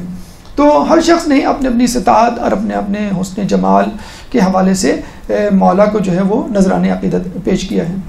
یہ دیکھیں اگر آپ باب قبلہ ہے، باب قبلہ سے آپ اندر داخل ہوں گے تو یہ جو ہے آپ کا میزاب رحمت ہوگا. یہاں پہ ایک زمانے میں حوض ہوا کرتا تھا جہاں پہ یہ گولڈن جو گنبد ہے، ڈوم، اس کا جو ہے وہ عکس نظر آتا تھا. اچھا، اس کے بعد یہ جو جگہ نظر آ رہی ہے آپ کو، یہ والی، یہ جو ہے صحن فاطمہ سے پہلے ہمارا ایک شاید پوائنٹ رہ گیا ہے، باب قبلہ. ہاں ٹھیک ہے، صحیح ہے. نہیں اب وہ حوض نہیں ہے، وہ میں اب ٹائلز بنا دیے ہیں، وہاں کارپیٹ رکھ دیے گئے. 13 نمبر پہ صحن فاطمہ. اچھا ابھی جو ہم نے جو باتیں بتلائی ہیں وہ باتیں ہیں، وہ مقامات ہیں جو موجود ہیں. صحن فاطمہ ایک ایسی جگہ، ایسی چیز ہے جو وجود میں آ رہی ہے، لوگوں کا بھی پتہ ہی نہیں ہے اس کا. جب آپ اپنے ہوٹل سے جو کہ شارع صفا پہ واقع ہے جاتے ہیں حرم کی طرف، تو الٹے ہاتھ پہ کنسٹرکشن کی آوازیں، ہتھوڑوں کی اور شور کی آوازیں مشینوں کی آ رہی ہوتی ہیں. تو وہ صحن فاطمہ ہے بیسیکلی جو بن رہا ہے. اس کے لیے یہ کہہ دینا کافی ہے کہ تمام عراق میں سب سے بڑا تعمیراتی منصوبہ، پورے عراق میں، پورے عراق ملک میں سب سے بڑا تعمیراتی منصوبہ، جس میں لجنہ جسے کہتے ہیں، یہ ایک جماعت ہے 4 مراجعین، لجنہ عربی میں کہتے ہیں گروہ یا گروپ کو. یہ جو 4 مراجعین ہیں ان کا جو گروپ ہے اس نے وہ بنائی ہے، جو لوگوں کی تعلیمی خدمات بھی انجام دے رہی ہے. وہاں پہ جو ایگزام ہوتا ہے، جس کو ایگزام کو پاس کرنے کے بعد آپ کو مشاہرہ ملتا ہے، اسکالرشپ ملتا ہے ہیوج قسم کا. پھر آپ وہاں پہ رہتے ہیں اسی اسکالرشپ کی بنیاد پر، جس کی اماؤنٹ 40 سے 50 ہزار تک چلی گئی ہے. اب 40 to 50,000 پاکستانی روپیز جو ہے اس ایگزام کو پاس کرنے کے بعد آپ وہاں پہ بطور اسٹوڈنٹ رہ سکتے ہیں. لجنہ یہ 4 علماء اکرام ہیں مراجعین، انہوں نے بنایا ہے. اچھا تو ان کی ایک اتباعت مقدسات عالیہ ایک الگ ایک گروپ بن گیا ہے کہ جو تعمیرات مقدسہ میں حصہ لیتا ہے. تو اس نے باقاعدہ اپنی خدمات فری آف کاسٹ پیش کی ہیں. کس کو؟ وقف دیوان شیعی، یعنی ہم نے آپ کو بتایا تھا ابھی اوقاف کے ذمے نہیں ہیں بلکہ وقف دیوانی شیعی، یعنی شیعہ حضرات اس کمیٹی کو چلا رہے ہیں، اس پورے حرم کو. تو لجنہ کمیٹی نے کہا ہے کہ ہم آپ کو افراد دیں گے اور جتنا بھی ہو سکے گا ہم مالی اور افرادی تعاون کریں گے. ہم چاہتے ہیں کہ یہ پروجیکٹ جلد از جلد مکمل ہو. تو یہ خود ایک عجیب چیز بننے جا رہا ہے. اور جو لوگ وہاں جاتے ہیں ایران یا عراق، تو اکثر آپ نے دیکھا ہوگا وہ دبئی آ کے 1-2 دن دبئی میں گزارتے ہیں، تھوڑا سا دبئی گھوم لیں، اسٹاپ اوور دبئی کا لیتے ہیں. اور کچھ لوگ برا بھی بناتے ہیں، کچھ لوگ کہتے ہیں بھائی ہم ناجائز تو نہیں کر رہے ہیں، کیا ہیں بچے ضد کر رہے تھے کیا کریں، تھوڑا بہت ان کو دنیا بھی دکھانا ہوتا ہے. تو ایک تو وجہ یہ ہے کہ انٹرٹینمنٹ لوگوں کو دی جائے. دوسری وجہ یہ ہے کہ تاریخ میں آج تک اتنے زیادہ طلاب اکرام اور اتنے زیادہ زائرین کی تعداد عراقیوں نے نہیں دیکھی. روئے زمین عراق پر اتنی تعداد کبھی بھی زائرین کی کبھی نہیں آئی. یہ بالکل جسے کہتے ہیں کہ مولا بلکہ آدم علیہ السلام کے زمانے سے لے کے اب تک، اور مشین انشاءاللہ اس میں مزید اضافہ ہوگا نہ. طلاب اکرام اتنی صرف 2,500 تو پاکستانی اسٹوڈنٹ ہیں. تو عراق کے، ایران کے، انڈیا کے اور یورپ کے کتنے اسٹوڈنٹ ہوں گے؟ صرف 2,500 تو پاکستانی ہیں. اور مسلسل جو ان میں اب تو اردو بولنے والے آپ کو ہر دوسری تیسری دکان پہ مل جائیں گے. وہاں پہ اردو پیچھے مڑ کے دیکھیں تو کوئی آدمی اردو بول رہا ہوتا ہے، اور اکثر سائن بورڈز بھی آپ کو اردو میں لکھے ہوئے مل جائیں گے. تو طلاب اکرام زائرین کی تعداد اتنی زیادہ تعداد کبھی بھی نہیں دیکھی گئی ہے. تو اب ان کو یہ فکر ہے کہ لوگ حرم آتے ہیں تو ایک سفوکیشن کا ماحول ہو جاتا ہے. اچھا کچھ لوگ حرم کی چیزوں کو دیکھ کے بیٹھ جاتے ہیں، اب کیا کریں، ہوٹل جائیں گے، ہوٹل دور ہے، واپس آنا مشکل ہوگا، چلو یہیں بیٹھ جاتے ہیں. 4 گھنٹے 6 گھنٹے کوئی لیٹ رہا ہوتا ہے، کوئی ریسٹ کر رہا ہوتا ہے، کوئی جمائی لے رہا ہوتا ہے. تو انہوں نے کہا کوئی ایسی جگہ بن رہی ہے ریکریشنل اسپیس کہ جہاں جو ہے وہ روحانیت بھی ہو اور لوگ تھوڑا سا سستا بھی لیں، آرام بھی کر لیں. کم از کم جو انفلکس ہے، لوگ تو دھڑا دھڑا انٹر ہو رہے ہوتے ہیں نا، وہ زیارت کر رہے ہوتے ہیں، گھوم رہے ہوتے ہیں. کچھ لوگ زیارت کر کے آپ نے دیکھا ہوگا بالکل جس طرح پارک میں بیٹھے ہوئے ہیں اس طرح صحن میں بیٹھے ہوئے ہوتے ہیں.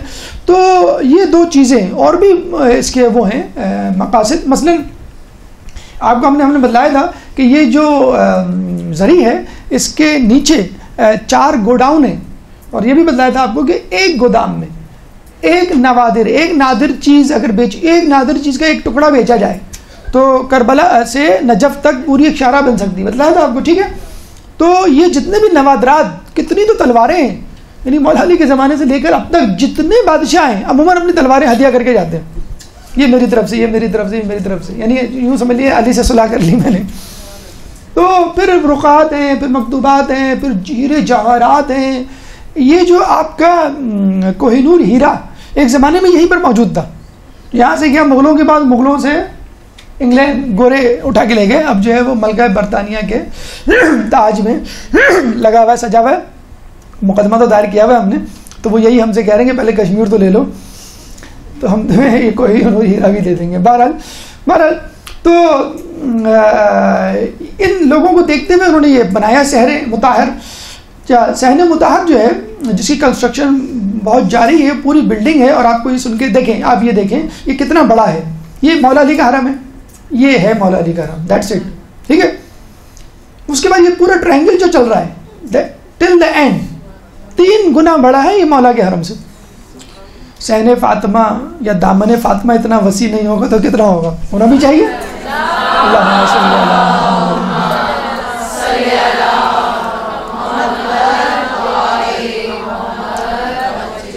تو اس میں انہوں نے لائبریری بنانے کا ارادہ کیا، 5 منزلہ عمارت، 5 منزلہ بلڈنگ بن رہی ہے لائبریری کے لیے۔ تو Mahpara Safdar if you are listening to us please be attentive, آپ کے لیے ہم نے ایک اور لائبریری 4-5 منزلہ بنا رہے ہیں، اگر آپ چاہیں تو وہاں چلی جائیں، تو آپ کو پڑھنا ہے، آپ اوپر جا کے 5 منزلہ بنا، ٹھیک ہے۔ 4 منزلہ ایک عجائب گھر بن رہا ہے۔ عجائب گھر میں جیسے ہم نے بتایا وہ نوادرات جو گوڈاؤنز اور اس میں رکھے ہوئے ہیں، خلطیں ہیں، ہیرے جواہرات ہیں، پتہ نہیں کیا کیا، کچھ تو واقعی پریشیس ہیں، یعنی ان کو آپ تول کے اور جوہریوں کو دکھا کر بیچیں تو بہت قیمتی، لیکن ایک نسبت ہوتی ہے، فلاں بادشاہ فلاں خاندان، یعنی نادر شاہ کے زمانے، نادر شاہ کے خاندان کا اس وقت کوئی شخص ہو صاحب حیثیت، وہ تو لاکھوں کروڑوں میں وہ چیز خرید لے، لیکن بہرحال اس کی حفاظت کی بھی ہے۔ لیکن اس کے باوجود بتلا دیں کہ کتنی چیزیں ضائع ہو چکی ہیں۔ عبد الوہاب نے تقریباً 3 حملے کیے تھے، ایک حملے میں 12,000 افراد کو شہید کیا تھا، فقط 12 ایک حملے میں، تو کتنے اس کے علاوہ بھی یہاں پہ جھڑپیں اور جنگیں جاری رہی ہیں۔ اور یہ مشہور جگہ کون سی، حرم علوی، کہ جس کو پناہ لینی ہو وہ اس حرم میں آ کے بیٹھ جاتا تھا اور وہ محفوظ ہے۔ بیت اللہ کے بارے میں کہا جاتا ہے کہ اگر کوئی وہاں قاتل بھی چلا جائے تو لوگ اس کو پکڑ نہیں سکتے جب تک وہ باہر نہ نکلے۔ تو حرم علی کی بھی ایک عجیب بات ہے کہ جگہ ہوتی تھی تو اس کے آس پاس ہی ہوتی تھی، اور ہارنے والا، شکست کھانے والا جو ہے اندر جا کے بیٹھ جایا کرتا تھا۔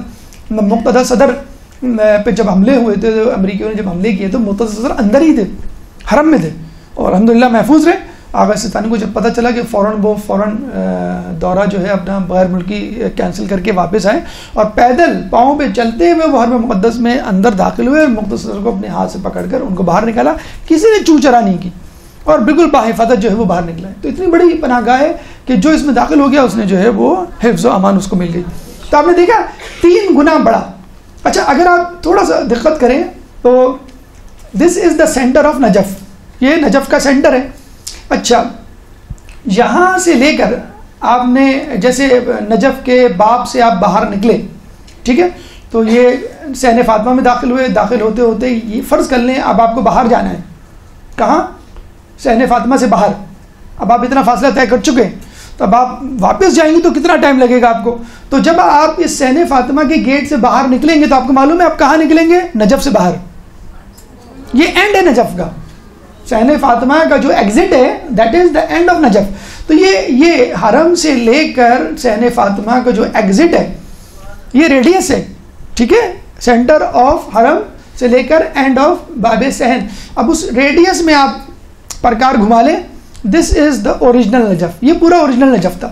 یہ جو صحن فاطمہ ہے دیکھیں، یہ سڑک کہلاتی ہے شاہراہ صفا، کیوں کہ اس کے اینڈ پر صفا یمانی نامی شخص کا مزار ہے، یہاں پر، یہ اس جگہ، ٹھیک ہے۔ جب آپ جائیں گے یہاں پر، اور انشاءاللہ اس سڑک کی نشانی ہے کہ اس سڑک کے رائٹ سائڈ پر ہوٹلز ہیں بہت سارے، یہاں پہ ہمارا قیام بھی تھا، یہاں کے ایک ہوٹل میں، سب بہت سارے ہوٹلز ہیں، ٹھیک ہے۔ اپنے ہوٹل سے آپ جا رہے ہیں حرم کی طرف تو رائٹ سائڈ پہ سارے ہوٹلز پڑیں گے، اور الٹے ہاتھ پہ صحن فاطمہ، آپ کو آوازیں آ رہی ہوں گی وہاں پہ کنسٹرکشن کی، ٹھیک ہے۔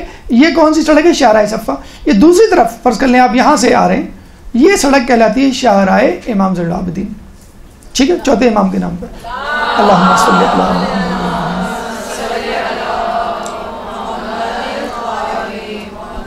شاہراہ صفا اینڈ ہوتی ہے مقام صفا یمانی، یعنی اس شخص کے مزار پہ جو آیا تھا، جس نے کہا تھا کہ مجھے اس شخص سے ملا دینا یا اس شخص کے شہر میں دفن کرنا کہ جو ہزاروں اور لوگوں کی شفاعت کا ضامن ہے۔ تو پھر مولا علی اتفاق سے وہاں موجود تھے. مولانا نے کہا یہ کس کی میت ہے؟ انہوں نے کہا اس کی میت ہے. اور اس نے یہ کہا تھا کہ میں ہی تو ہوں وہ شخص ہوں. تو اس کو پھر یہیں دفنایا گیا. اور چوتھے امام اس جگہ جو ہے حصہ اس جگہ آ کے قیام کرتے تھے. اب یہ 2 زیارتیں اب بن رہی ہیں, ابھی بھی انڈر کنسٹرکشن ہے. جیسے آپ کو بتایا تھا کہ اب تک تو یہ جنگ و جدل کا مرکز رہا ہے, لوگوں کو ہوش ہی کا. جب آپ گھر سے نکلتے ہیں تو امپورٹنٹ چیزیں لے کے نکلتے ہیں نا, پاسپورٹ لے کے, ڈاکیومنٹس لے کے, جواہرات, بینک بیلنس تھوڑا سا. تو اب لوگوں کو ہوش آ رہا ہے کہ جو چھوٹی چھوٹی زیارتیں ہیں وہ وجود میں آ رہی ہیں, لوگوں کو پتہ چل رہا ہے. تو یہ جو سڑک ہے صفا یمانی صحن فاطمہ, یعنی اگر آپ حرم کی طرف جا رہے ہیں تو سیدھے ہاتھ پر حویش نامی محلہ پڑے گا, اور الٹے ہاتھ پہ یعنی امام زین العابدین کی جو شاہراہ ہے یہ والی, اس کے ساتھ جو جگہ ہے وہ عمارہ ہے. تو ان دونوں محلوں کو اور پلس 2 الگ محلوں کو ملا کے یہ ہے پورا نجف. ٹھیک ہے, یعنی حرم فاطمہ, حرم علی کے ساتھ جو صحن فاطمہ ہے اس کے سیدھے ہاتھ پہ حویش, الٹے ہاتھ پہ عمارہ. یہاں پہ آپ چلے جائیں تو یہاں پر آپ کو براق, اور یہاں پہ جو ہے وہ چوتھا محلہ. ٹوٹل یہ 4 آپ کو جو ہے وہ محلے ملیں گے, اور یہ پورا ریڈیس ملا کے پرانا نجف کہلاتا ہے. اس کے بعد جو بھی بلڈنگز بن رہی ہیں وہ اس کے بعد کی ہیں. عموماً ٹرانسپورٹ اویلیبل نہیں ہوتی ہے with in the old Najaf. Old Najaf میں آپ کو کوئی بس چلتی ہے, ہاں شٹل سروسز اب انہوں نے چلا دی ہیں کہ جو شٹل میں بیٹھ کے آپ حرم سے مثلاً آپ چلے جائیں وادی السلام, حرم سے بیٹھ کے آپ آ جائیں یہاں پہ جو بڑی سڑک سرکولر وے میں ہے وہ آپ کی کوفہ, شاہراہ کوفہ جسے کہتے ہیں. اچھا, اس کا سسٹم اگر آپ دیکھیں نا غور سے تو یہ انگلینڈ امریکہ والا سسٹم ہے. انگلینڈ امریکہ میں آپ نے شاید سنا ہوگا یا دیکھا ہوگا, سرکولر سڑکیں ہوتی ہیں, وہاں پہ لوپس ہوتے ہیں سڑکوں کے, ٹرینز کے اور بسوں کے, اور وہ اس طرح گھومتی ہیں اور وہ سرکلز چھوٹے سے چھوٹے ہوتے چلے جاتے ہیں. تو اسی طرح ایگزیکٹلی یہ جو پرانا نجف ہے اگر آپ گھومیں کم و بیش سرکل میں بنا ہوا ہے, یعنی مستطیل تو ہے لیکن اب جو یہ سڑک جو بنائی گئی ہے وہ پورا ایک مربع یا سرکل ایک لیا ہوا ہے کہ جس میں پوری وہ مین شاہراہ جو ہے وہ موو کرتی ہے. تو یہ صحن فاطمہ میں عجائب گھر بھی ہے, لائبریری بھی ہے, ریسٹورنٹ بھی کھلنے والے ہیں, اس میں پارک بھی ہوگا اور دیگر. کہا یہ جاتا ہے کہ پورے نجف میں اگر کوئی ریکریشنل چیز یا کوئی جدید چیز ہوگی تو وہ یقیناً اس صحن فاطمہ میں بھی موجود ہوگی. مطلب آپ یہ نہیں کہہ سکتے کہ یہاں پہ فلاں لیٹسٹ چیز یا فلاں جدید چیز سے آراستہ جو ہے وہ مقام نہیں ہے. تمام ایک ریکریشنل اسپاٹ بھی مل جائے گا, طلاب کی رہنے کی جگہ بھی ہے, پڑھنے والوں کی جگہ بھی, اور کھانے پینے والوں کے لیے بھی. یہ صحن فاطمہ جس کو ہم نے کور کیا, یہ جو گرے شیڈ میں ہے, یعنی اگر آپ باب کبیر سے داخل ہوتے ہیں اور داخل ہوتے ہوئے سیدھا چلتے چلے جاتے ہیں تو رواق ابو طالب آئے گا, بالکل سیدھا اگر آپ چلے جائیں تو یہ پورا صحن فاطمہ آ جائے گا. صحن فاطمہ میں یہ آپ کو چوکور باکس نظر آ رہا ہے, اسکوائر بلڈنگ, یہ ہے مضیف یعنی مہمان خانہ. یہاں پہ یہ کربلا کی طرح کا بڑا مہمان خانہ نہیں ہے. کربلا میں یعنی امام حسین کے حرم میں اور مولا عباس کے حرم میں پوری بلڈنگ پورا فلور ہے مخصوص, بہت خوبصورت, اور بیٹھ کے کھانے والی جگہ ہے. آپ بالکل لگتا ہے کہ آپ 5 اسٹار ہوٹل میں آ گئے. تو یہاں پہ وہ جگہ نہیں ہے فی الحال, شاید اس کنسٹرکشن کی وجہ سے انہوں نے ایسا کیا ہوا ہے. 8-10 چیئرز بس پڑی ہوئی, آپ وہاں جا کے بیٹھ کے اپنا پاسپورٹ دے کے فری کھانا نیاز جسے کہتے ہیں وہ کر سکتے ہیں. کچھ لوگ جو ہیں آپ جتنے پاسپورٹ جمع کرائیں گے اتنے آپ کو پیکٹس مل جائیں گے. ہمارے کارواں کے لوگ بیچارے جاتے تھے صبح فجر میں لائن میں لگتے تھے کس طرح کھانا مل جائے. پہلے دن گئے, دوسرے دن گئے, لمبی لمبی لائنیں. تیسرے دن گئے تو 3 افراد تھے, یعنی تیسرا نمبر تھا ان کا. وہ بڑے خوش ہوئے کہ آج تو ہمیں مل جائے گا. تو جب اپنا پاسپورٹ دے انہوں نے کہا کھانا ختم ہو گیا. کہ 2 افراد میں کھانا ختم ہو گیا. کہیں گے آپ سے پہلے جو شخص تھا اس نے 250 پاسپورٹ جمع کرائے, تو آپ 250 پاسپورٹ لے جائیں, آپ کو 250 افراد تک کھانا مل جائے گا. بہرحال تو یہ مضاف امید ہے ہمیں کہ اس کو مزید اس کو بڑا کر کے یہاں پہ مولا حسین مولا عباس کی طرز پر جو سفرہ ہے وہ جو ہے وہ دیا جائے گا. 15واں باب فرج. یہ دیکھیں ہم نے باب کبیر کی بات کی تھی, یہ باب کبیر ہے, یہ آپ کا ایمان طلع ہے. ابھی ہم نے بات کی تھی میزاب رحمت کی, یہ میزاب رحمت تھا اور یہ باب قبلہ تھا. ٹھیک ہے, ان دونوں کے درمیان ہم نے کہا تھا حوض ہے. اب اس حوض سے لیفٹ سائڈ پہ چلے جائیں, یہ جو ہے یہ جگہ باب فرج کہلاتے ہیں, امام زمانہ سے منسوب ہے. اور یہ پہلے اللہم صلی علی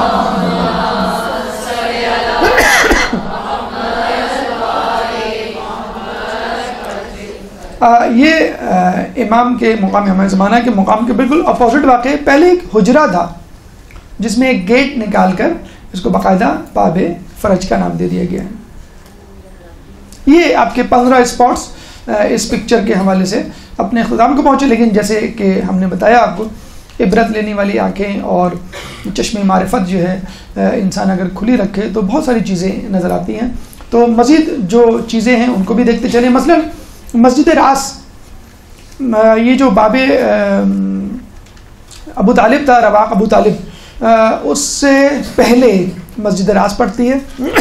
مسجد راس جیسے کہ نام سے ظاہر ہے, 2 وجوہات ہیں اس کو مسجد راس کہنے کی.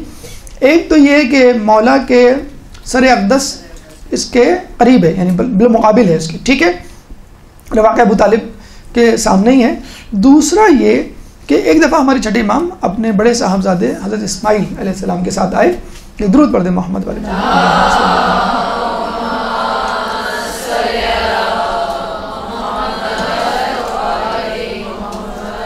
اور یہاں کھڑے ہو کے انہوں نے پہلے زیارت امیر المومنین پڑھی اور جناب اسماعیل نے بھی پڑھی. پھر انہوں نے اپنے صاحبزادے سے کہا کہ اب تم اپنے جد حسین کی بھی, جو حسین مظلوم کی بھی زیارت پڑھو. تو وہ بڑے حیران ہوئے کہ حسین تو یہاں نہیں ہے, ان کا جو حرم ہے وہ تو کربلا میں ہے. تو انہوں نے کہا کہ شام جاتے ہوئے ہمارے ایک محب نے سر اقدس حسین کو یہاں دفن کر دیا تھا. تو ایک روایت کے مطابق امام حسین علیہ السلام کا سر جو ہے وہ اس جگہ, یعنی امام علی کے حرم کے جو مرقد ہے, مرقد کے ساتھ ہی امام حسین علیہ السلام کا سر دفن ہے. تو انہوں نے پھر جو ہے امام حسین کی زیارت بھی پڑھی. یہاں پر اب باقاعدہ گنبد 14 گنبد پر مشتمل مسجد بنا دی گئی ہے. جس طرح ہم نے کہا تھا کہ رواق ابو طالب کو مسجد میں تبدیل کر دیا گیا ہے, اس کو بھی مسجد میں تبدیل کر دیا گیا ہے. 14 گنبد پر مشتمل بہت ہی خوبصورت, یہ اس کے گنبد نظر آ رہے ہیں اوپر سے. اس مسجد میں بھی تقریباً 1000 نمازیوں کی نماز پڑھنے کی گنجائش ہے. اچھا, آدمی زیارات کر کے کیا کرے گا؟ صحن میں بیٹھ جائے گا, کیونکہ اندر تو ہجوم ہوتا ہے, زری کے آس پاس رواق میں بھی ہجوم ہوتا ہے. صحن میں سستانے کے لیے بیٹھ جائے گا, لیٹے گا, ٹیک لگائے گا یا گپ شپ کرے گا. دیکھا جائے جہاں آپ بیٹھے ہوئے ہیں یہ خود عبرت کی جگہ ہے. آپ کو سن کے حیرت ہوگی کہ جہاں بھی آپ بیٹھے صحن میں نیچے کسی نہ کسی کی قبر ہوگی. ڈرنے کی بات نہیں ہے. کہتے ہیں کہ جو لوگ یہاں آتے تھے وہ یہ خواہش ظاہر کرتے تھے کہ جب میں مر جاؤں تو مجھے مولا کے حرم کے پاس. جب پہلے یہ حرم پورا نہیں تھا, صرف مرقد تھی, اور مرقد کے آس پاس زیادہ سے زیادہ یہ جو گولڈن ایریا نظر آ رہا ہے رواق کا جو ہے وہ ہوا کرتی تھی. باقی صحن تو کھلا ہوتا تھا, یہ کسی کی پراپرٹی بھی نہیں تھی حکومت کی مثلا, تو لوگ یہاں دفن ہو جایا کرتے تھے. اچھا, یہ کب ڈسکلوز ہوا, دریافت ہوا؟ شہزادہ عبدالحمید 13ویں صدی میں اس نے کہا بھائی کھدائی کرو, کھدائی کر کے ہم یہاں نئے ٹائلز لگائیں گے. شیخ بہائی کے زمانے میں جب انہوں نے کھدائی کی تو پتہ چلا کہ وہ مردے اور میتیں اور انسانی جسم اعضاء نکل رہے ہیں. وہ بڑے پریشان ہوئے. شیخ بہائی وہاں پہ آئے, انہوں نے انٹروین کیا اور انہوں نے کہا کہ نہیں بھائی اس کی کھدائی نہیں ہوگی, جس طرح آپ کو ٹائلیں بچھانی ہیں اس کے اوپر سے آپ بچھا دیں. تو انہوں نے پھر وہ منع کر کے, اب ظاہر سی بات ہے کہ جو علماء جیسے علامہ ہلی ہیں یا شیخ توسی ہیں یا مقدس اردبیلی ہیں, تو بڑے بڑے علماء ہیں, محمد نراقی ہیں, محمد احمد نراقی ہیں, لیکن کچھ علماء ہیں بہت غیر معروف سے, تو ان کی بھی خبریں ہیں لیکن ان کے نام اب نہیں پتہ ہم کو. ان کے بارے میں کہا جاتا ہے وہ صحن کے اندر دفن ہے, یعنی جہاں پہ کارپیٹ بچھے ہوئے ہیں, جہاں پہ آپ نمازیں پڑھتے ہیں, جہاں پہ ذکر و اذکار کرتے ہیں, یہاں ویسے بیٹھے ہوئے ہوتے ہیں, اس کے نیچے قبروں کی تہوں کی تہیں لگی ہوئی ہیں. تو وہ بھی ایک عبرت کا مقام ہے کہ آپ عبرت حاصل کریں کہ کتنے لوگ ہیں جو یہاں پہ آئے, جنہوں نے کسب کیا اور مولا کے قدموں میں جو ہے وہ ہمیشہ کے لیے رہنے کے لیے وہ تیار ہو گئے. تو یہ صحن رواق, خود رواق کو بھی اگر آپ تھوڑا سا ڈسکلوز کریں, ایک تو ہم نے بتلایا تھا کہ یہاں پہ وہ نوادرات ہیں, باکسز ہیں, صندوق ہیں. یہ جو سیدھا رواق ہے, آپ کو کسی کو یاد ہے یہاں پہ کیا تھا, کس کی مرقد تھی؟ چلے ٹیسٹ ہو جائے تھوڑا سا. علامہ ہلی کی, علامہ ہلی کی ہے. یہاں پہ اسد الدولہ کی خبر بھی ہے. لیکن چونکہ وہ ایک علمی فگر نہیں تھا، کوئی عالم نہیں تھا، بادشاہ تھا، پہلا صفوی بادشاہ، لیکن بہرحال اس کے بارے میں کہا جاتا ہے کہ یہ پہلا شخص تھا جس نے باقاعدہ مولا علی کے حرم کی تعمیر اور ترقی اس نہج میں شروع کی جس نہج میں یہ ہمارے سامنے اس وقت موجود ہے. پہلی مرتبہ یہ جو اسٹرکچر، انفراسٹرکچر آپ کو بلڈنگ جو نظر آ رہی ہے، یہ بیسیکلی اسدالدولہ کی دی ہوئی ہے.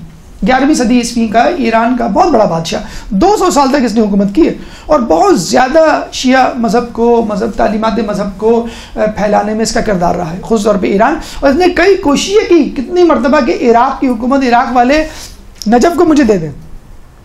اب بارڈر پہ تو ہے نہیں کہ آپ کہتے ہیں بھی نجف لے لو یا کشمیر کی طرح اس پہ قبضہ کر لیں. اس نے بڑی کوشش کی لیکن بہرحال وہ نہیں دیا گیا. لیکن اس نے اپنے دور پہ مثلا اس نے نہریں کھدوائیں، اس نے جو ہے وہ ہاسٹلز یا جسے کہتے ہیں شباشی یا رہنے کے لیے جو ہے وہ جگہیں بنائیں، حجرے بنوائے. تو اس کا بڑا رول ہے اسدالدولہ کا، جو پہلا نام لیا جاتا ہے موجودہ تعمیراتی بلڈنگ عمارت کے حوالے سے وہ اسدالدولہ کا. تو وہ خود جو ہے وہ یہاں پر دفن ہے. گھڑیال سب سے پرانا عراق میں کسی بھی بلڈنگ میں لگا ہوا سب سے پرانا گھڑیال ہے ناقوسی آواز کا، جس کی آواز پورے شہر، پورے نجف اشرف میں سنی جاتی ہے. اب غالباً اب وہ آواز ہم نے تو اس دفعہ نہیں سنی یا توجہ نہیں تھی، لیکن کہتے ہیں کہ بہرحال یہ انڈر ریپیئر ہے. لیکن سب سے پرانا اور سب سے بڑا ناقوسی گھڑیال جو ہے وہ یہاں پہ لگا ہوا ہے، جس کی ٹائمنگ دیکھ کر آپ جو ہے وہ اندازہ لگا سکتے ہیں. مینارہ اذان جس کے بارے میں کہا جاتا ہے کہ اس پہ لگی سونے کی اینٹیں تقریباً 4000 کی تعداد میں ہیں. یہ نادر شاہ نے لگوائی تھی. یہ آپ کا تغرا ہے یا کنگرا جسے کہتے ہیں، جہاں پہ مؤذن کھڑے ہو کے اذان دیتا ہے. گنبد مطہر، گنبد مطہر جو کہ باہر سے زیادہ نظر آتا ہے، یعنی حرم سے جتنا دور ہوں گے اتنا ہی اس کی خوبصورتی میں اضافہ ہوگا. حرم سے جیسے قریب ہوتے چلے آئیں گے تو حرم میں اور چیزیں آپ کو نظر آتی چلی آئیں گی. لیکن جب آپ نے جن لوگوں نے زیارت کی ہے وہ اپنا ایکسپیرینس بتائیں گے کہ جب پہلی مرتبہ گنبد میں نظر پڑتی ہے تو آدمی کے حواس جو ہے وہ اپنے قابو میں نہیں رہتے، آنکھوں سے جو ہے وہ آنسو چھلک پڑتے ہیں. جیسے بیت اللہ پہ نظر پڑتی ہے، جیسے گولڈن ڈوم، سنہری گنبد، مطلب جو مسلمان نہیں ہے وہ اس کے سنہری پن یا سونے پہ فریفتہ ہو جاتا ہے، لیکن جو مسلمان ہے، اہل بیت کا ماننے والا ہے، مولا کی معرفت رکھتا ہے، وہ تو گنبد دیکھ کے یقین کریں اس پہ غش کسی کیفیت طاری ہو جاتی ہے. اور یہ صرف ہمارا معاملہ نہیں ہے، یہ اور لوگ جو جہاں جن لوگوں نے یہاں پہ زیارات کی وہ ان کے اپنے پرسنل ایکسپیرینس ہیں جو ابھی ہم آپ کو بتائیں گے. گنبد مطہر کے حوالے سے یاد رکھیں کہ اس گنبد مطہر میں اس طرح کی 12 کھڑکیاں ہیں، لیکن 2 کھڑکیاں قابل توجہ ہیں، ایک مشرق کی کھڑکی اور ایک مغربی کھڑکی. مشرقی کھڑکی پہ بیٹھ کر اگر آپ کو موقع مل جائے وہاں آپ اندر دیکھیں تو بالکل اپوزٹ میں آپ کو کون سی کھڑکی نظر آئے گی؟ مغربی کھڑکی. تو جب سورج غروب ہوتا ہے تو اس مغربی کھڑکی میں سورج غروب ہوتے ہوئے سورج کی پوری ٹکیا گلابی یا یلو، وہ ٹکیا پوری نظر آ رہی ہوگی، پوری ٹکیا. اسی طرح مغربی کھڑکی پہ آپ کھڑے ہو جائیں صبح کے وقت تو مغربی کھڑکی سے آپ کو کون سی کھڑکی نظر آئے گی؟ مشرقی کھڑکی. تو صبح طلوع آفتاب کے وقت اس پہ جب سورج کی کرنیں پڑتی ہیں تو چکا چوند آنکھوں کو خیرہ کرنے والی روشنی آپ کی آنکھوں میں پڑتی ہے. تو یہ دونوں منظر اگر کوئی مطلب یہ استطاعت رکھے یا کسی طرح پہنچ جائے، بڑا مشکل ہوتا ہے اوپر جانا، باقاعدہ ایک پرمیشن ہوتی ہے جو لینی پڑتی ہے اور کافی رسکی کام بھی ہے. تو یہ دونوں کھڑکیاں اپنا حسن رکھتی ہیں. گنبد کے حوالے سے جو پہلا گنبد بنایا گیا تھا اس کے بارے میں کہا جاتا ہے یہ سرخ رنگ کا تھا اور یہ بنایا تھا آپ کے ہارون رشید نے، جس نے یہ قبر دریافت کی تھی. جو شکار کے لیے نکلا تو پتہ چلا کہ یہ مقد مطہر امام علی ہے، تو اس نے سرخ گنبد، پہلا گنبد جو بنایا، یہ والا نہیں جو اس وقت نظر آ رہا ہے، بلکہ سرخ گنبد، سرخ اینٹوں سے اس نے بنایا تھا، اسٹیل سے یا سونے سے یا کسی اور چیز سے نہیں، سرخ اینٹوں سے. اس کے بعد جیسے ابھی اب نے آپ کو بتایا کہ شاہ صفوی اسدالدولہ 11ویں صدی میں اس نے پہلی مرتبہ یہ جو گنبد آپ کو نظر آ رہا ہے مائنس گولڈ کو ہٹا دیں آپ، یہ گنبد، یہ بلڈنگ جو ہے یہ شاہ صفوی اسدالدولہ شاہ صفوی اول نے بنائی تھی.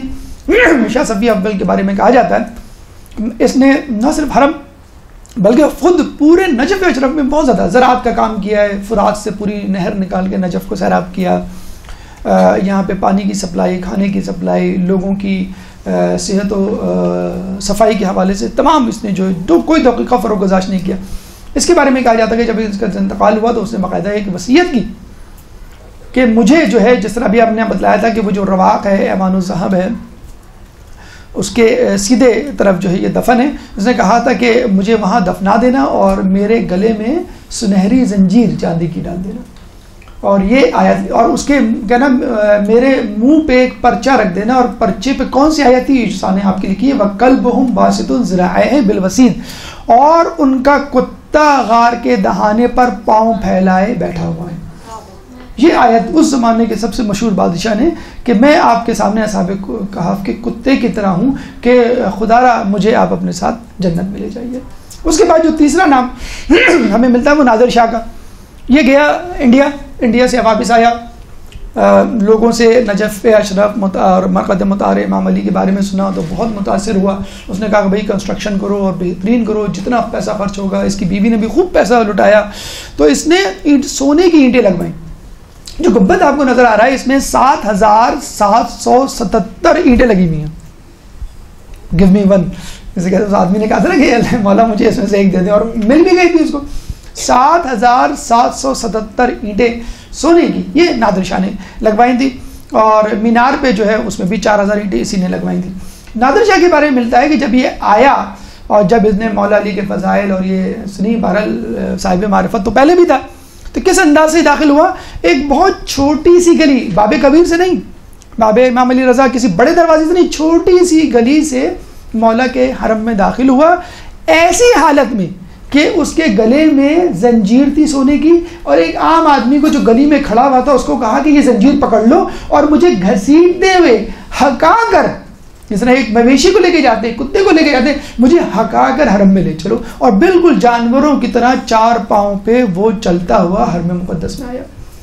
تو یہ آپ دیکھیں کہ اس زمانے کے یہ وہ بادشاہ تھے کہ جن کا نام سن کے لوگ کعبہ کرتے تھے, سلطنتیں کعبہ کر سلطنت عثمانیہ کعبتی تھی نادر شاہ کے نام سے. عبدالدولہ اپنے زمانے کا بہت مشہور بادشاہ تھا, تو کیا اس نے آیت لکھوا کے اپنے آپ کو اصحاب کہف کا کتا ظاہر کر کے وہاں پہ اپنے لیے شان سمجھا. اور نادر شاہ کو آپ دیکھ رہے ہیں بالکل ایک جانور کسی شکل بنا کے غیر معروف گلی سے ایک غیر معروف آدمی کے ہاتھ میں اپنی زنجیر پکڑوا کے کہ تم مجھے جو ہے اس طرح ہکا کے لے جاؤ, کسی جانور کو ہکا کے لے جاتے. یہ تو صاحب معرفت لوگ تھے. جو صاحب معرفت نہیں تھے وہ کہتے ہیں کہ گنبد کو دیکھ کر ہی اپنا دل دے بیٹھتے تھے, اپنا ایمان جو ہے وہ مولا علی کے پاس گروی رکھوا دیا کرتے تھے, اور ان کی محبت میں سرشار ہو جایا کرتے تھے. کہتے اس زمانے میں حاکم وقت تھا بغداد کا سلطان سلیمان, وہ کچھ لوگوں کے ساتھ زیارت کے لیے جا رہا تھا. تو جب وہ وہاں زیارت کے لیے گیا تو اس کو سنہری گنبد جیسی نظر آیا, یعنی جو زیارت کے لیے زائرین جا رہے تھے جیسی نظر آیا, اس نے دیکھا کہ ایک شخص نے گنبد سنہری گنبد دیکھتے ہی اپنی جوتیاں اتار دی اور ننگے پیر چلنا شروع کر دیا. اس نے اس کو بلایا کہ تم نے یہ کیا حرکت کی؟ کہنے لگے میں نے اس گنبد کے احترام میں یہ حرکت کی, اس شخصیت کے احترام میں جو یہاں پر موجود ہے. تو اس نے کہا اللہم صلی علی, اس نے کہا کہ یہ تم ثابت کرو کہ یہ تم نے عمل جو کیا بالکل صحیح کیا ہے. تو اس نے کہا آپ خود قرآن کھول کے دیکھ لیں. تو اسی وقت سلطان سلیمان نے قرآن کھولا تو یہ والی آیت اتری, انی انا ربک فاقلع نعلیک, کہ میں بے شک تمہارا رب ہوں اور اپنی جوتیاں اتار دو. انک بالوادی المقدس طویٰ, کہ تم وادی طویٰ میں داخل ہو چکے ہو. جب موسیٰ علیہ السلام کوہ طور پہ گئے تھے تو یہ آیت اتری تھی, اے موسیٰ اپنی جوتیاں اتار دو کیونکہ مقدس وادی طویٰ ہے. تو اس بادشاہ کو دکھانے کے لیے اللہ تعالیٰ نے یہ استخارہ اس کے نام نکلوایا کہ جس شخص نے اگر یہ کام کیا ہے تو بالکل صحیح کیا کہ یہ واقعی یہ ایسی جگہ ہے کہ جہاں پہ انسان کو احترام میں اپنی جوتیاں اتار دینی چاہیے. تو یہ وہ لوگ تھے جو کہ مولا کے ماننے والے بھی نہیں تھے, معرفت بھی رکھنے والے نہیں تھے, لیکن ہم نے کہا کہ مولا نے اپنا کام اپنے پردہ فرمانے کے باوجود جاری رکھا. آخری چیز, آخری مقام, ویسے تو بہت سارے مقام ہیں, مزید انشاءاللہ دریافت ہوں گے, آپ تک پہنچائیں گے. موضع الاصبعین, عجیب واقعہ اس حوالے سے تاریخ میں ہمیں ملتا ہے کہ دیکھیں یہ جو ریڈ ریکٹینگل ہے یہ سر مقدس مولا کا جو سرحانہ ہے قبر مطہر کا وہ ڈینوٹ کرتا ہے. ٹھیک ہے, 5 اس میں پورشنز ہیں زری کے. اس میں جو پہلا پورشن ہے زری کا سر اقدس جہاں پر ہے وہاں پہ کسی زمانے میں یہاں پر اس قسم کی جو ہے وہ تختی رکھی ہوئی تھی اور جس میں 2 ہولز تھے. اس کے بڑا دلچسپ واقعہ بلکہ 2 واقعات ملتے ہیں. ایک تو واقعہ ہمیں یہ ملتا ہے کہ مرہ بن قیس عرب قبیلے کا ایک بہت جنگجو نوجوان تھا. اس نے ایک دفعہ آپ کو معلوم ہے کہ جس طرح کرکٹ فٹ بال کی ٹیمیں ہوتی ہیں ان کا پیک آتا ہے پھر نیچے چلے جاتی ہیں, کوئی جیتتا ہے کوئی ہارتا ہے. تو مرہ بن قیس کا قبیلہ اس زمانے میں بہت زیادہ فتوحات کر رہا تھا اور لوگوں پہ ایک دھاک تھی. تو ظاہر بات ہے جب آپ زور پکڑتے ہیں طاقت کا تو پھر آپ آس پاس کے لوگوں پہ بھی جو ہے وہ چڑھائی کرتے ہیں اور اپنے بدلے لیتے ہیں پرانے. تو اس نے اپنے بزرگوں سے ایک دفعہ بیٹھا ہوا تھا, بہت جنگجو تھا, تو اس نے اپنے بزرگوں سے پوچھا کہ وہ کون سا شخص ہے کہ جس نے ہمارے قبیلے کے لوگوں کو قتل کیا ہے, میں اس کا بدلہ لوں گا. تو لوگوں نے بتلایا کہ بھئی یہ مولا علی یعنی امیر المومنین امام علی وہ واحد شخص ہے جس نے سب سے زیادہ ہمارے قبیلے کے لوگوں کو تہی کیا, مارا ہے جنگوں میں مسلمانوں کے خلاف لڑتے ہوئے. تو اس نے قسم کھائی کہ میں مولا سے یعنی امام علی سے یا علی سے جو ہے وہ بدلہ لوں گا. لوگ بڑے پریشان ہوئے کہ تم کیا بدلہ لوگے, وہ تو اب دنیا سے جا چکے, ان کا انتقال ہو گیا, ان کی قبر کہاں ہے, کہنے گا قبر فلاں جگہ ہے, کہنے گا میں قبر جا کے کھودوں گا نعوذ باللہ اور بے احترامی کروں گا, ان کی لاش کو پامال کروں گا. تو یہ گیا 4,000 فوج لے کے کہاں پہ, نجف, اور نجف میں اس نے 6 دن تک قتل و غارت کی. جب وہاں کے لوگوں کو بالکل اس نے جو ہے وہ فتح کر لیا اور نیست و نابود کر دیا, شہید کروا دیا, اور پھر یہ کچھ لوگوں کو لے کے خود قرب مطہر پر وارد ہوا اور سرحۂ اقدس پہ کھڑا ہو گیا نعوذ باللہ, اور اول فل مغلظات بکنے لگا اور کہنے گا آج نعوذ باللہ میں تمہاری بے احترامی کروں گا. جیسے ہی اس نے یہ لفظ کہے اسی وقت سرائے مقدس سے 1-2 شاخہ تلوار نکلی اور اس نے اس کے سر کے 2 ٹکڑے کر دیے, پورے جسم کے 2 ٹکڑے کر دیے.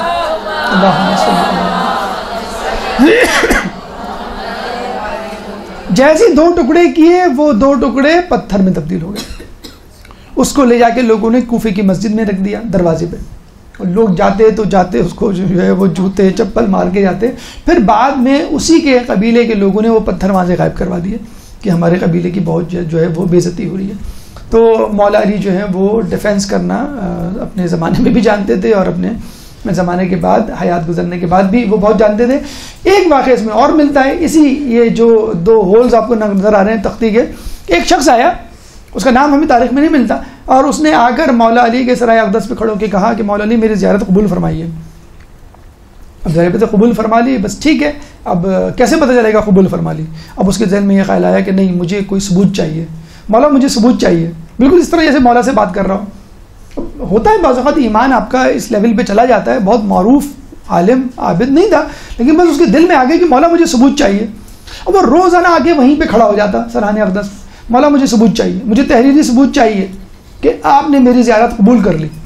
اور وہ جانے کا نام نہیں لیتا. اس زمانے میں ظاہری بات ہے کہ لوگوں کا اسٹے اتنا زیادہ نہیں ہوا کرتا تھا, اور وہ پتہ چلا کہ وہ مہینوں آ کے وہاں پہ روزانہ آ کے کھڑا, اور یہی بات کہہ رہا ہوں مسلسل مجھے تحریری ثبوت چاہیے, میں جب تک یہاں سے نہیں لوں گا جب تک مجھے جو ہے آپ کی طرف سے تحریری ثبوت.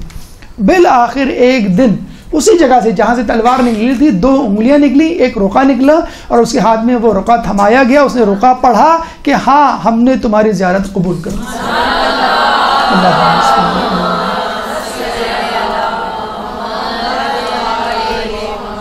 تو اچھا, یہ اتفاق سے یہ جو ایریا ہے یہ لیڈیز گیٹ کی طرف ہے جہاں پہ جو پارٹیشن کیے ہوئے ہیں, تو وہ آپ کو لیڈیز گیٹ میں جو سرحانہ اقدس کی جو جگہ ہے وہ مل جائے گی. شاید یہ اب وہاں موجود نہیں, یہ نوادرات میں شامل کر دیا گیا ہے. انشاءاللہ صحن فاطمہ میں آپ کبھی جائیں گے تو یہ وہاں پہ یہ موجود ہے ماشاءاللہ, یہ بتا رہے ہیں کہ موجود ہے. تو لیڈیز اگر جائیں تو خصوصی طور پہ وہ اس کا مشاہدہ کر سکتے ہیں.